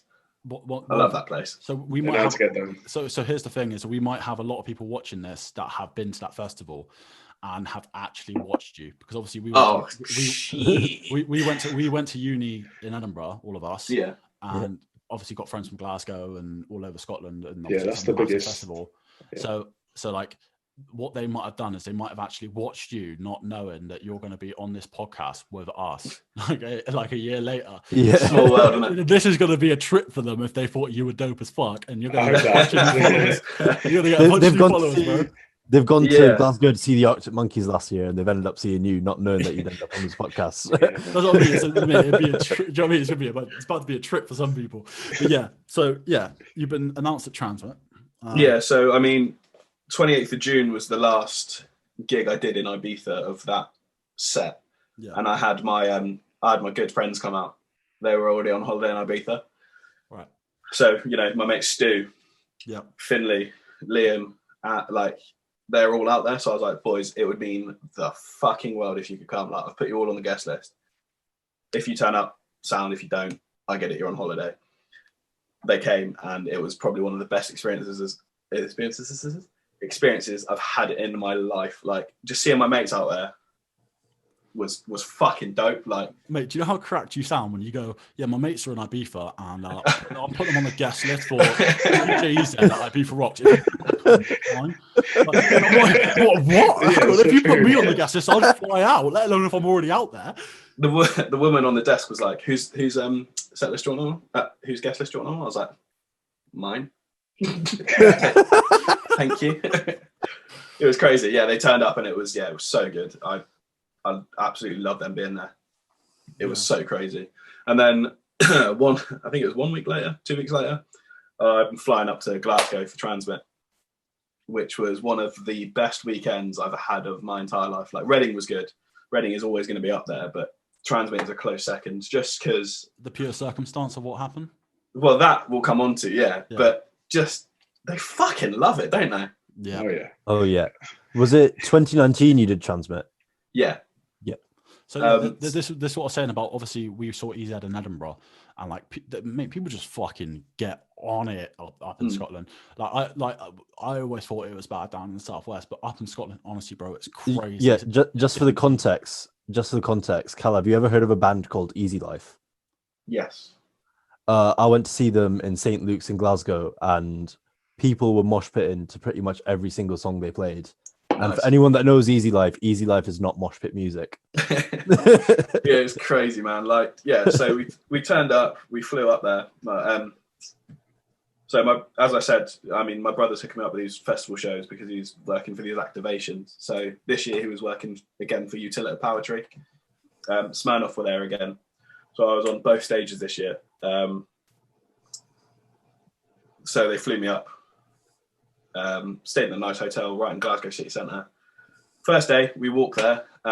We walk through Glasgow, like the town, the city. Absolutely crazy. Get there, we get to the stage, start playing, and I'm the second act on that day, and there's just a sea of people, all you can see, bouncing, having a good time, going, here we fucking go. That was stuck in my ear for a good 2 weeks. What else did they chant? Oh, come on. One more tune. Yeah, one more tune. One more tune. Doesn't matter what time it is, just one more tune. Come on. Yeah. So I get a tap on the back 15 minutes into my set on the first day. I was like, oh, shit, have I played something wrong? I was like, yeah, what's on? My brother is like, fucking hell, I've played something I shouldn't have. Yeah. Play some sectarian music. Yeah. I should not have played that. Oh, what did I play, Ash? And it was like, they need you on a different stage. I was like, what do you mean? He's like, oh, well, one of the acts have pulled out. We're going to need you on a different stage. I was like, now? He's like, yeah. If you, this guy's going to take over from you. Just follow this guy. And I just heard shouting and he's playing zombies or something. So I follow this guy and he's like, has Ash told you what's going on? I was like, nah. Well, basically, Fredo's pulled out. And you need to go and play on the main stage. You're taking a piss. You're taking me to the Smirnoff stage. He's like, no, you're about to go and play on the main stage in front of 45,000 people. I'll insert the picture right here. I'll send that to you. Make sure you message me. Yeah. But that one's on your Instagram. I'll find that one. Oh yeah. I my first day of Trnsmt Festival was me playing to 45,000 people. 2 minutes before knowing I was about to do that. How do you feel like it being sprung on you made you deal with it better, or would you like prepared for it? I would have liked to have prepared for it because I have this recurring nightmare all the fucking time. So I played some really shit bait Stormzy remix because I was like, Stormzy's playing that night. I'll just mix something in, like a bit of my set and a bit of his. And I just remember looking over and someone just going, nah. Oh, no. Should not have played that, mate. Should not have played that. So looking back on it now, I would have just played like House of Pain, Jump Up, or Jump Around and stuff. Like shit like things that. that are going to get people gassed. Yeah. But I'm still thankful for the experience. Like that was one of the best things I've ever done. But if I had my time again, I'd definitely play something different. What I'll tell you what must have been a massive fear, and I want to know if you've ever done this. Is like, imagine if like you went to load up a tune and you put it on the wrong deck and all the music just stopped. Has that ever happened? Many, many, many, many times. Oh, you're like right in it, and then you go and press play, and it just all the music cuts out. You're like, oh fuck. Yes, sound that. Yeah, no, it did happen to me at a couple of festivals before, and I've just tried to play it off. It worked. They're all pissed. They're all fucking pissed. Yeah, exactly, yeah. Just like you meant to do it and just start grabbing a mic like, oh, you having a good time? Yeah. So yeah, Glasgow was an absolute shutdown. There is a recap video if you do go on my Instagram, on my IGTV, which shows you a bit of a madder's weekend. The next one was. By the way, Kelsey's Instagram will be below. Yeah, I'm also looking on my Instagram. I'm fact checking this. The next one I got announced for was Reading, and that was back in. No, that was going to be in August. But the next one I then got announced for was Creamfields, which was pretty mental. Mecca. Yeah, I didn't know what to expect from Creamfields. It was one of those festivals that I'd never thought I'd ever go to. Do you know what I mean? Yeah. You always hear these rumors about it, and you're like, no, I'll never go to that. Like sometimes it seems like as a festival goer, it seems like it's a bit of a scatty festival you can go to, but then you see some of the videos and you're like, whoa, like that's insane. Yeah, so that was on the August bank holiday, and I had Reading that weekend as well. So I travelled up from Exeter to Liverpool, which is Liverpool, Manchester-ish, by train, because in the middle you have to change at London, so I had to go and stay at my family's house in Buckinghamshire before going to Reading. Anyway, boring. So yeah, I went to Creamfields. I was literally there for about 8 hours before I had to go back. So played on the Power Tree again, which I did at Trnsmt, and it was really good. Like I didn't expect my set to be that good. There were like some heads from Exeter there. They were like tagging me in their stories and stuff, which I really didn't expect. Like all the way out there were people like coming to see me from Exeter, so big up those. And yeah, if I could have my time again, as I said before, I would definitely stay there for more because it looked like a madders. Like some of the stages and some of the production and stuff there was mental. Yeah. But funny story, got a taxi back to the train station. And I see this hospitality like coach outside. I'm like, what is that? Who is that getting on the train? Get onto the platform and I see these like, you know, when you can tell that someone is like they've got something about them. Yeah. And I just see these people walking towards me. I'm like, they're definitely fucking footballers. Like, who is that? And the whole Crystal Palace team just started walking towards me. What? And like, I didn't sort my travel out, so I got my first class tickets and stuff. So I'm like ready to get on first class, and just see these people walking towards me. I'm like, that's Zaha. And then I walk up the station bit because the train was obviously backwards, and there's Roy Hodgson. I'm like, I'm texting my group chat like, lads, you'll never fucking believe this. Like Roy Hodgson is on the same platform as I am. They're like, you have to get a picture. So what's happened there is the most unbelievable thing is you've just played Cream, and the most unbelievable thing that happened that day is you see Crystal Palace at a train station. Yeah. Crystal Palace have just lost to Manchester United and they're getting on the train back to London. So like, I'm like, so Roy, can I have a photo, please? So yeah, that's on my Instagram. So the next day, we go back to Reading. We play the Smirnoff Waterfall this time. They did a different stage set this time, but we had people from the last year coming up going, we saw you last year, you were so sick, like so good to see you here again. Like it was crazy that people would remember my name and come and see me again. But that's what I was saying about eating Messi, literally, in the last segment, about how that honestly, that one name, if you have a good time at it, it just sticks in your head. You don't forget it. Like, it's like that surprise from the festival. You're like, oh yeah, that's so fucking cool. Yeah, he's here again. Let's go. Yeah, so that's, I mean, that's dope as fuck. Like I think that would be so like surreal. Like, it's for having random people to do that. Like, it's weird enough for me when people I know say they like my music. So, like, to have someone random doing it must be like, it must be like an unexplainable feeling, or it's like someone. It really is. Who I have no idea who they are enjoys my sets, and they had a fucking good time because of me, and I have no idea who they are. I have no connection to them. Yeah, like they have no reason to say this. We went back to Ibiza again for 4 weeks, so this was September, and I actually got asked for a picture when I came off stage. That was weird. You want a picture with some fat kid from Exeter? Like, grow up. I hope you said that. Just like, fuck off. No, I did. I was like, you want a picture of me? And I'm like, oh my God, yeah. So like these girls and their mates, they were like tagging me and shit. I was like, this is so mental. Trying to get them backstage passes. Groupie love. No, I'm an artist. You've got to be respectful. Things can come back and bite you in the ass. No, so yeah. That happened, so that's a crazy experience.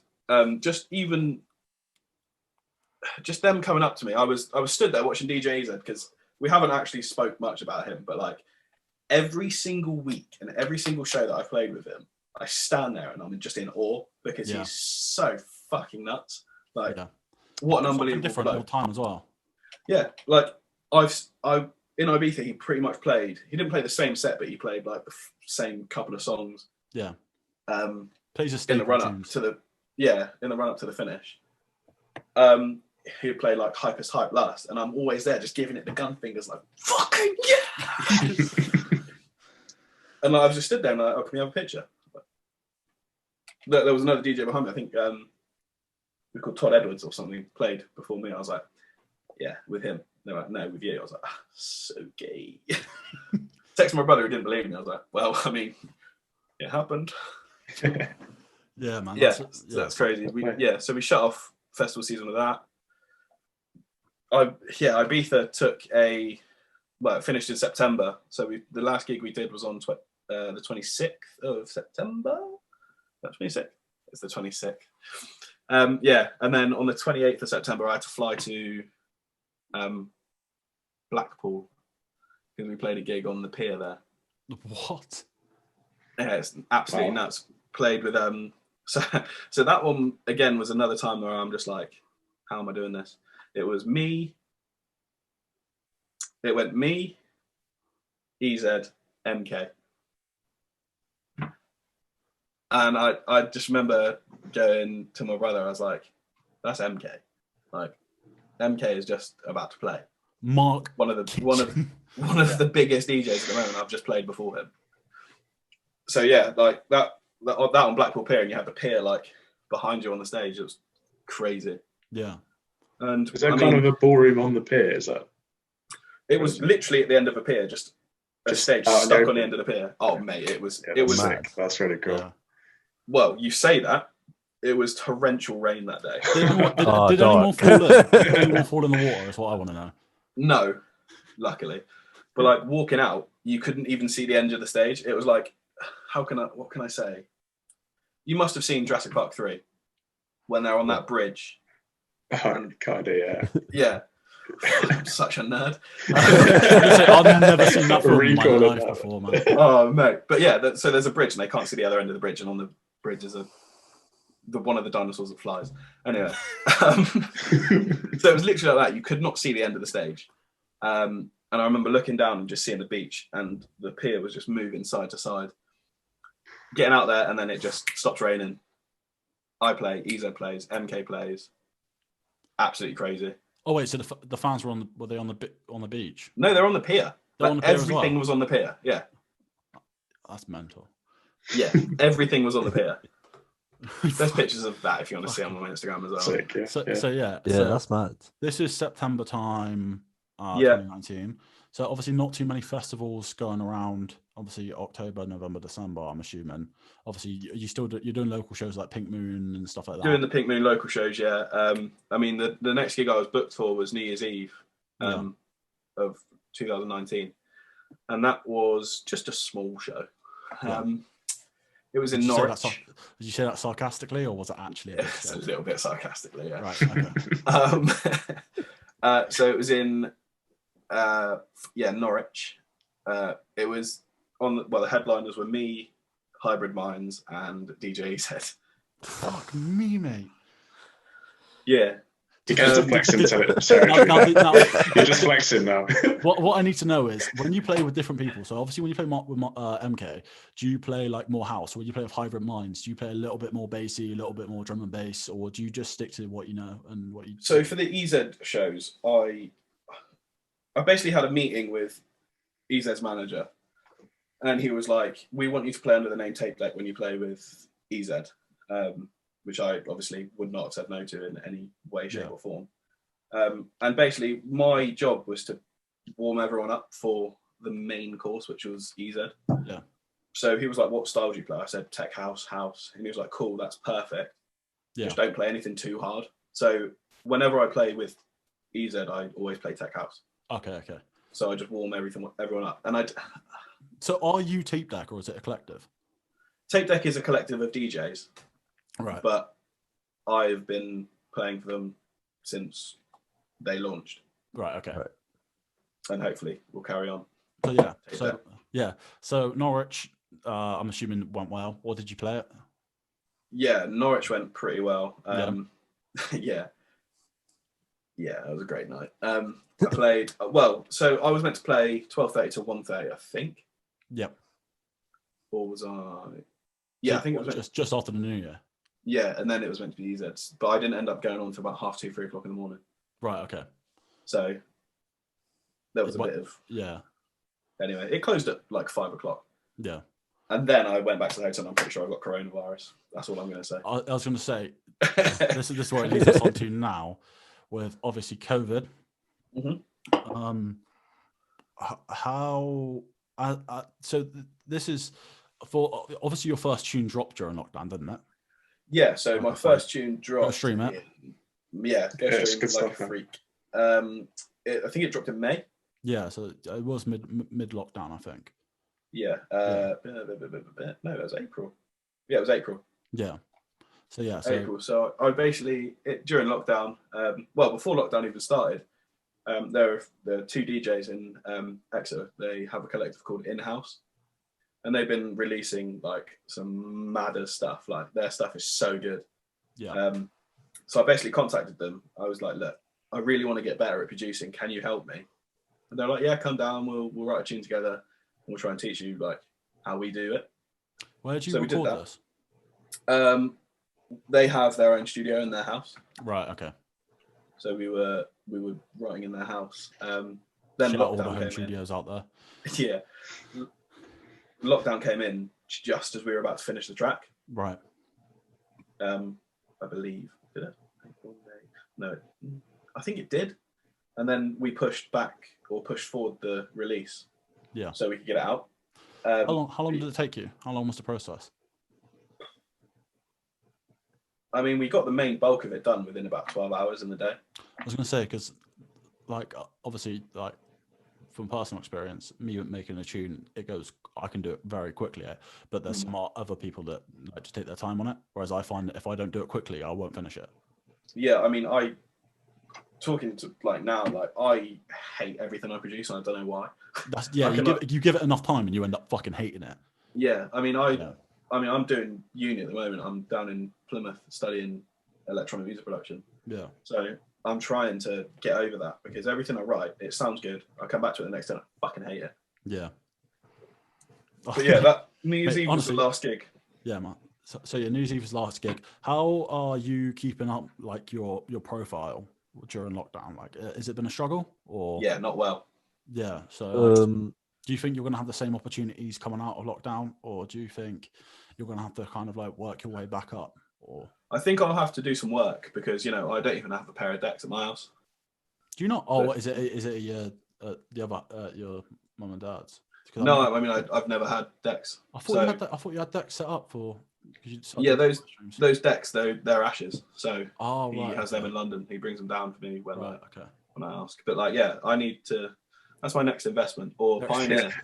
Pioneer, if you watch this, send some decks, man. Also send them here as well because right now I've got right in front of me. I've got a Newmark fucking Mix Track Pro, like whatever it is, like some. Oh fuck's sake, shut up. But yeah. So like like obviously I used to DJ for a bit, but I just did that like because it was fun. I never wanted to take it too seriously. But like so like I think I think for you, it must be hard keeping up a profile because like especially for you because when you're saying you hate everything you produce, like obviously like I always self-plug myself in this. I don't care. I'm in album mode at the moment, but I hate everything I write. Do you know what I mean? Like everything I do, I hate it, and I hear it back, and I'm like, oh mate, I hate the sound of my own voice at the moment. And then I'll go. This isn't good self-plugging, mate. Huh? No, but this is what it's like trying to make music. This is what it's like for people. You're like, fuck it, like I hate all this shit. So when you actually bring something out, it's like something that people will love. And like what people also don't understand is that artists listen to their own tune hundreds of times before anyone's even heard it. So like, unless you're really feeling it, it's not going out. Like I had that song that I created, like we made. Yeah. And it came up on shuffle the other day, and I was straight away just turned it off, changed it. I heard the intro. I was like, "Fuck that!" I do that all the time. Honestly, like if someone plays my music around me, and I obviously I love and appreciate everyone who's ever shown me support, but don't play my music around me because I fucking hate it. Like, honestly, don't expect me to be jubilant and whatever. Because honestly, like I've heard this song hundreds of times, and honestly, hearing it is just giving me PTSD of the stress. Being like, the frequency isn't right, and it's just like, like, I swear you had one of your songs in your Spotify top 5 or something like that. I swear. No, I had it in my most played. It was like your most frequently played tunes. They always bring it around, and the reason why is because even after it was brought out, I kept listening to it, hoping that I would find a mistake because I was just in that mindset. I was in that mindset like something's got to be wrong. It's pretty crazy, but so obviously we're running out of time again on the Zoom, so we're going to take one last break, and obviously we've heard your story, and now it's kind of our turn to take the reins and ask you some questions and try and really ask you some good questions as well. Like, so not like shit questions that other people might ask you. They're going to be mind-boggling. So basically we'll take one more break, come back, probably another however long, half an hour. I don't know how long it'll be, but honestly, this has been fantastic so far. Hope everyone at home's enjoying it. We'll be back in a second. Right, we're back for the final segment. Obviously still here with Cal. We've got some questions to ask him, or I do anyway. And obviously the first thing I want to say is I've told him this many times, and basically saying like, as an artist from Exeter, or as someone from Exeter, it's so cool to see what he's doing. It's a massive inspiration, because like, especially from Exeter and other small towns, Luke, you might get this from Fleet, you don't really see anyone doing anything big. Like we got Chris Martin, but he's disassociated himself. He's just fuck that guy, because he doesn't even claim Exeter anymore. Do you know what I mean? Like he's so disassociated with it that like it's so cool to see people doing stuff like people like Ollie Watkins as well. Like but you see people from Exeter doing it, and you get like this hometown pride, and it's like seeing Cal doing it at Trnsmt and everything. It's just like, mate, this is so incredible, such an inspiration for so many people. And it's fucking awesome. But the first question I want to ask you is, obviously, I love you and will support your stuff, but like, have you had anyone, as you've got bigger success, die off maybe from jealousy or whatever, basically saying, fuck this, I don't want to support you anymore? Turn back a little bit. I don't think I've had that. More interest, if anything. Like, so no one you've known for a long time has been a bit more resentful or anything like that? No, I don't think so, because I've always had the vision of me doing something in the music industry. Like, I remember saying when I was young, like, I will be famous one way or another. Yeah. And it's not the fact I want to be famous. It's like, I want to do something in the music industry. I don't see myself anywhere else. Yeah, and you want that to be impactful, like more than anything. Like I think the thing is with music especially, and anyone who does and loves music, is you don't want the fame as such, but you want the respect that comes with it. Yeah. You want to go down as one of the legends. You know what I mean? Like, I don't think anyone watching who does music. Some people do music just for the fun of it, but when you have a real love and passion for it, it's got to be, you know, I want to be an absolute legend in this shit. So you just want to be the best at what you do. Yeah, that comes with it. Yeah. So you said you've had more interest. Have you had anyone? Obviously, this is not a name and shame thing, right? This is not a name and shame. But have you had anyone try and leech off you? Like, oh mate, can I get guest lists and I beef maybe girls or guys or whatever? Or can I get guest lists at this show? Or oh mate, I love your music. It's been more guys, to be honest. Yeah. Like mates, well, not even mates, but like people I've not even spoke to in a couple of years are just like, can you get me and my mates in? Popping in out of the blue. But not even for shows that I'm on, weirdly enough. Yeah. Like, they're just, oh, can you get me into this gig? I'm like, no. Like, no, I don't know. Like, I don't know you anymore. Fuck off. Yeah. Yeah. So I mean, I would be happily to if I speak to you. If I spoke to you in the last 2.5 years, yeah, hit me the fuck up. Like, yeah. If not, go and buy a ticket. Yeah, and like even like this is a word of advice for people who even want to be leeches, right? If you want to be a leech or someone, just hit them up with conversation for a few weeks beforehand. Long time no talk. Just have a conversation with them for a bit. Is this why I'm doing the podcast? Graph, yeah, man. You're gonna see the two of us in Ibiza after.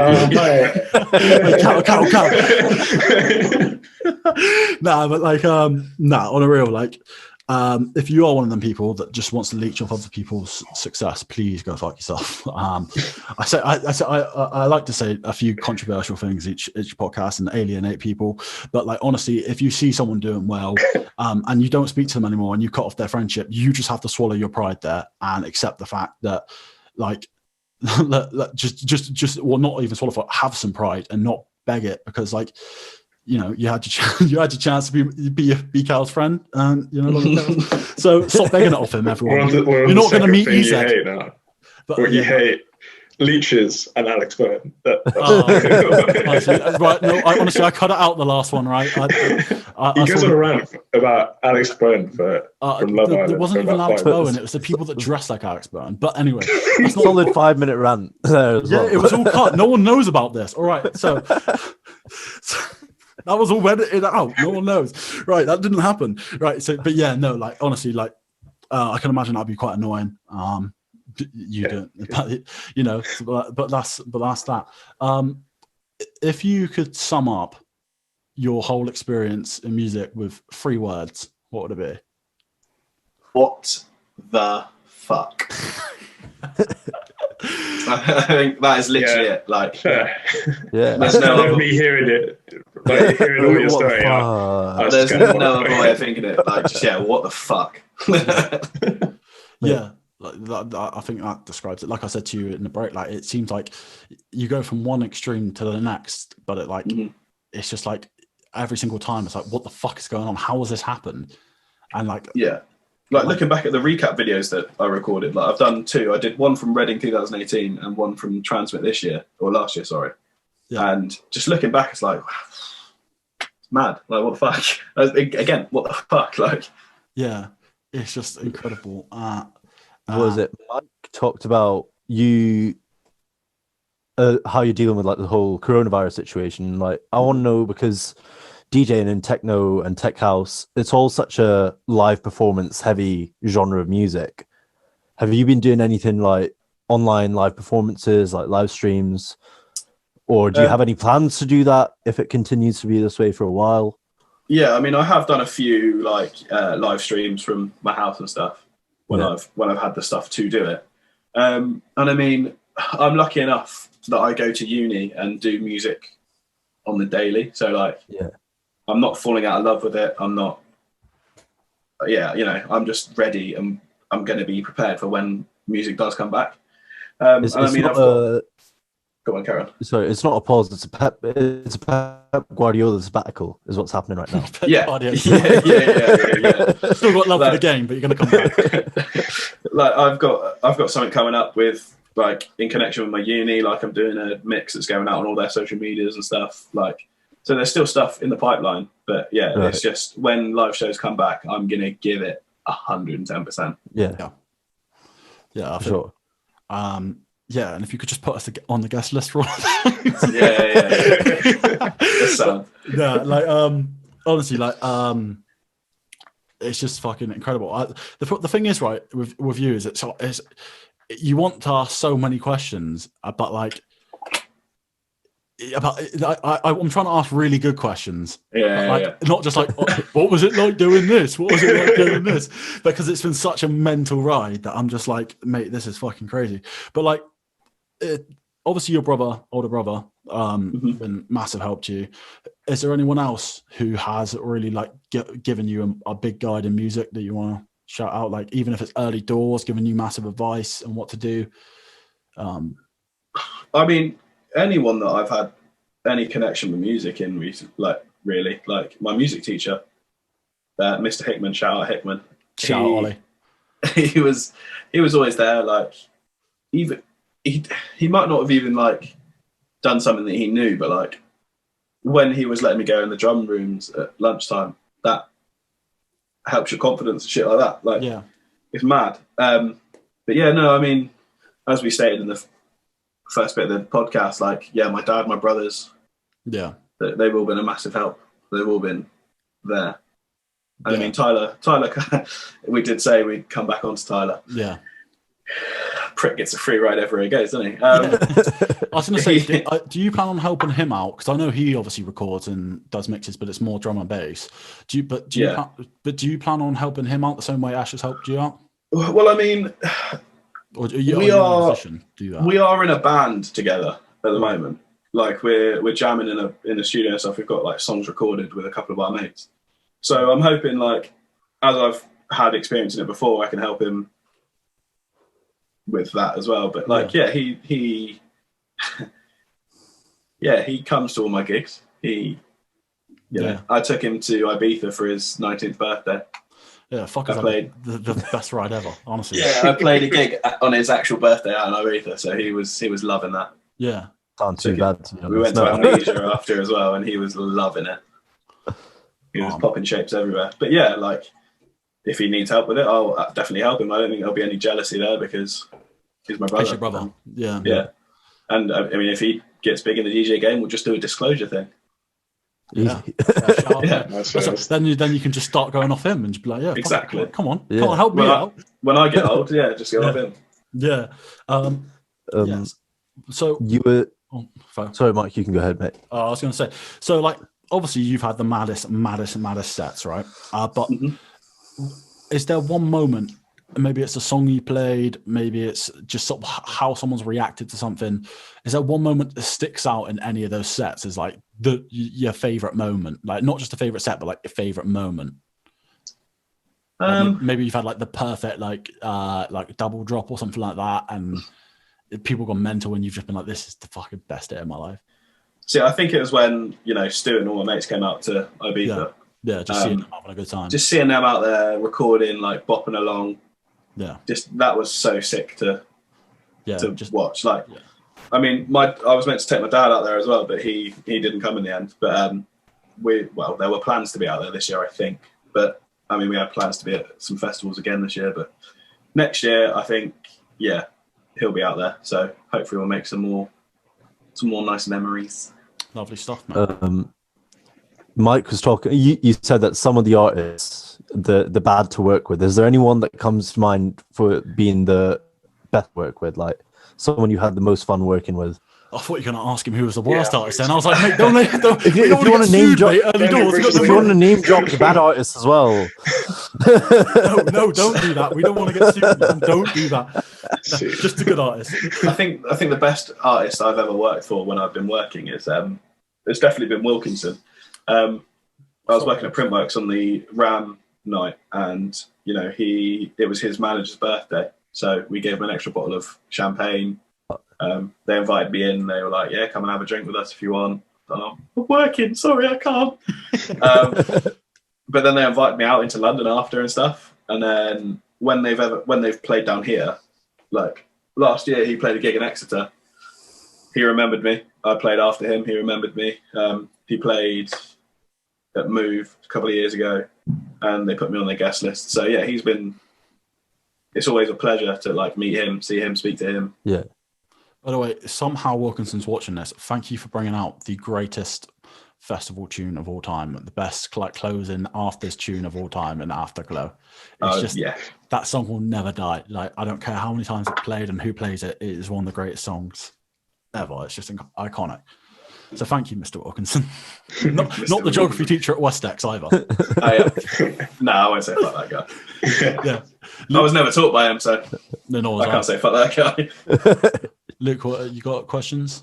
I was going to ask. It's been like really cool hearing like an Exeter music history kind of through your kind of story.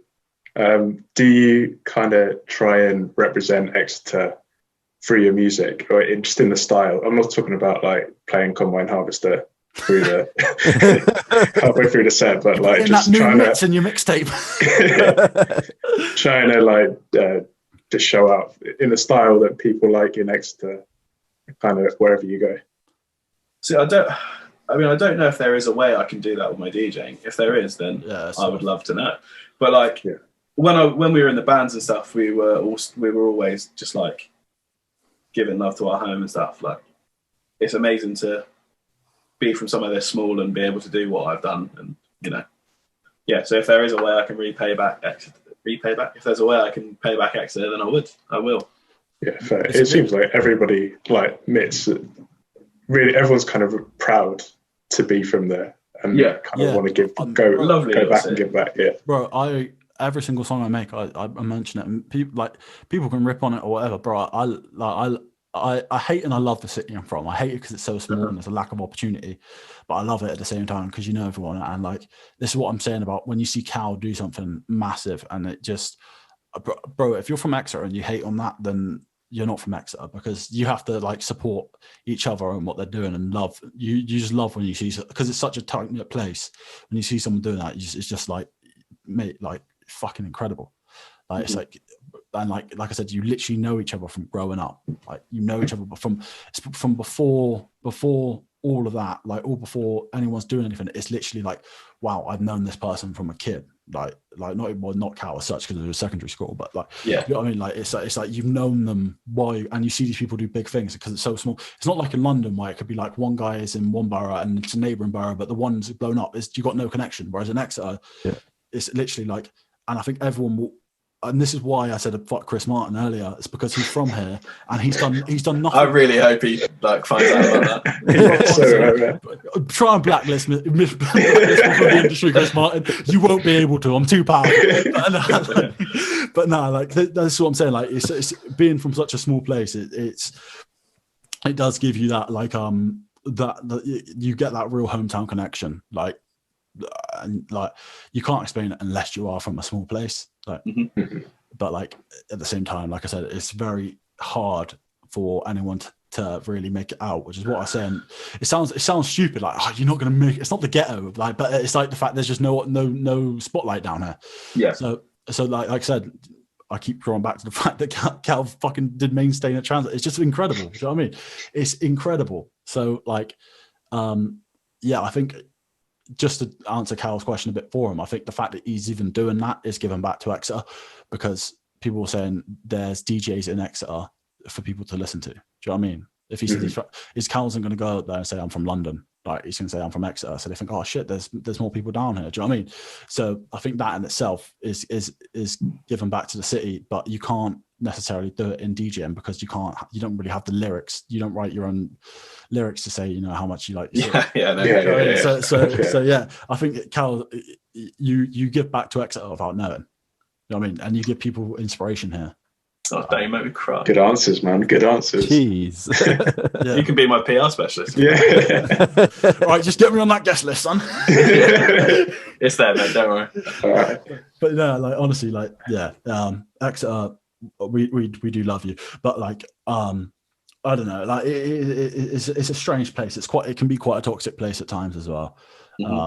Without going into too much detail, but like yeah, I mean, you play the hand you're dealt, don't you? And just a fucking fantastic. I mean, it's just I think I've gone into enough detail about Exeter. Yeah, fair. Yeah. Yeah, I can do a whole podcast on Exeter. Don't worry about that. Oh man, that's the next one. Wow, can't wait. Exeter special. Extra special. So have either of you got any more questions you'd like to ask? That's good for me. Yeah. No, I'm all good, man. It's okay. been Really great, interesting. Yeah, great listening to what you've been through and how you've, because it's interesting listening to people coming through the music industry, because every single person has such a different story, even though they're like quite similar storylines. Everyone has like different parts of their career which they find like the most interesting or like the most important. So it's really really interesting seeing that from your point of view, where you've had such a everything's been so spontaneous, where you were saying like every single time something happened, you just be like, what the fuck? Yeah, man. Seems like you're so grateful for it as well. You're not an asshole. I mean, I really am. Like, I couldn't. Well, I mean, I've just got to thank the people that have got me to where I am, and the people I've met, and it's been absolutely mad. And if you keep that mentality, bro, you're just going to keep going. Do you know what I mean? Like, you keep being thankful, and you're going to get more opportunities. I've just got a couple more questions. The first one is, what's next for you? Like, what's next in your? Obviously, with COVID, it's hard.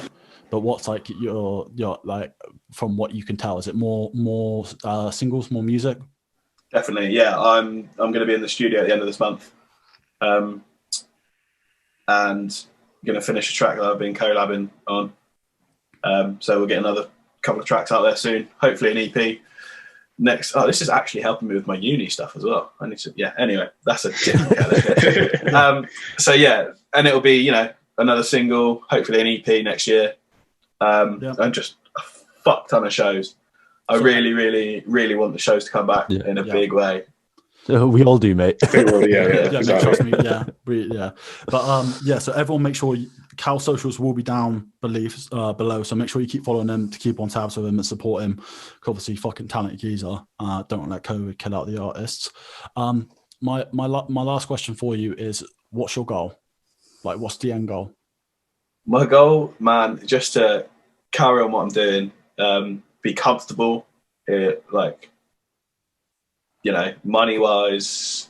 Quit working at Boots and be able to... not there anymore, man. Not there anymore. Oh.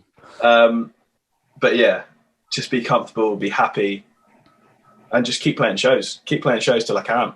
Yeah. Even in whatever situation I am, like, if I'm in a band, if I'm a DJ, I would love to carry on the DJ and stuff. Yeah. But I just want to keep playing shows, man. Like, I think, in whatever scenario I can. I think that's the one thing that shines through with you, is that you just love music. Mm-hmm. It's not like, like you said, it's not. I know you said earlier you're bound to be famous, but you're not doing it for fame reasons. You're doing it just because you love music and you love the environment and the atmosphere it's in. And I think like that honest, like that. It's not clean-heartedness, but you know what I mean. It's that like. Yeah.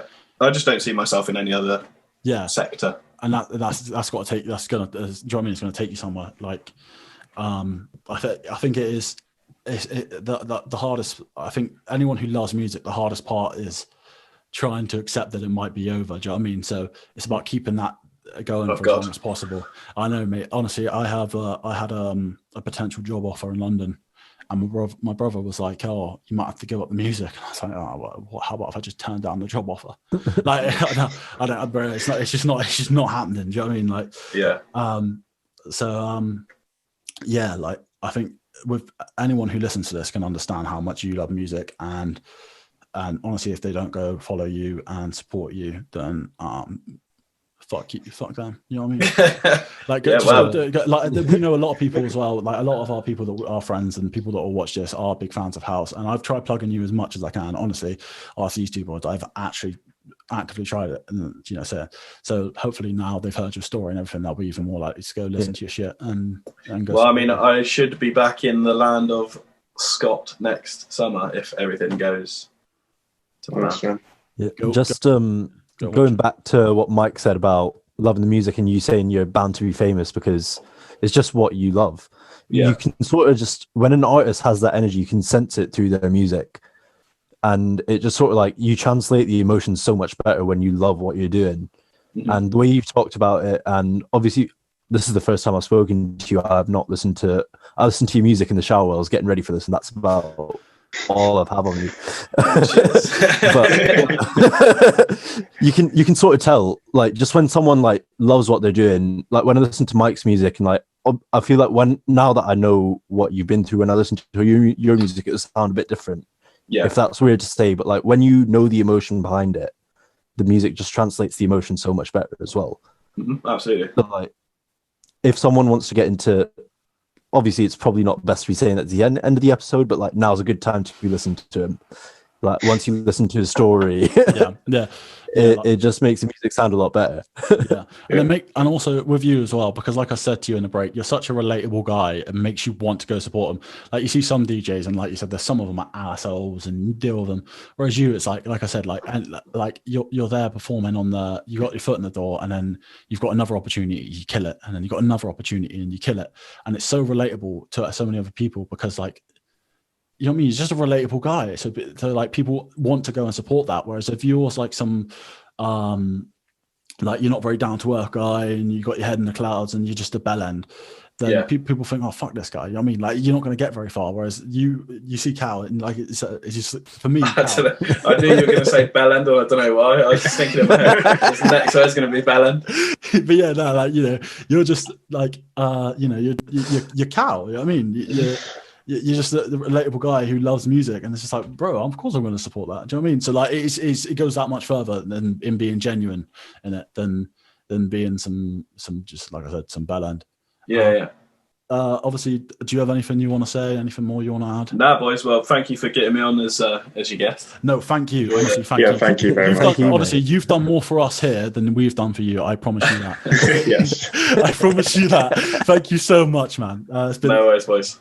So wish you all the best in the future. Obviously, I'll be in touch with you still because why wouldn't I? I'm not sure because he wants that guest list. Done. But yeah, honestly, everyone go follow Cal on Insta, on Twitter. Stream his music. I'll put like a freak in the description down below. Everyone go stream that shit. I'll put a SoundCloud in as well. Peace out, everyone. Thank you all. Thank you so much. That's Lovely. Cheers, man.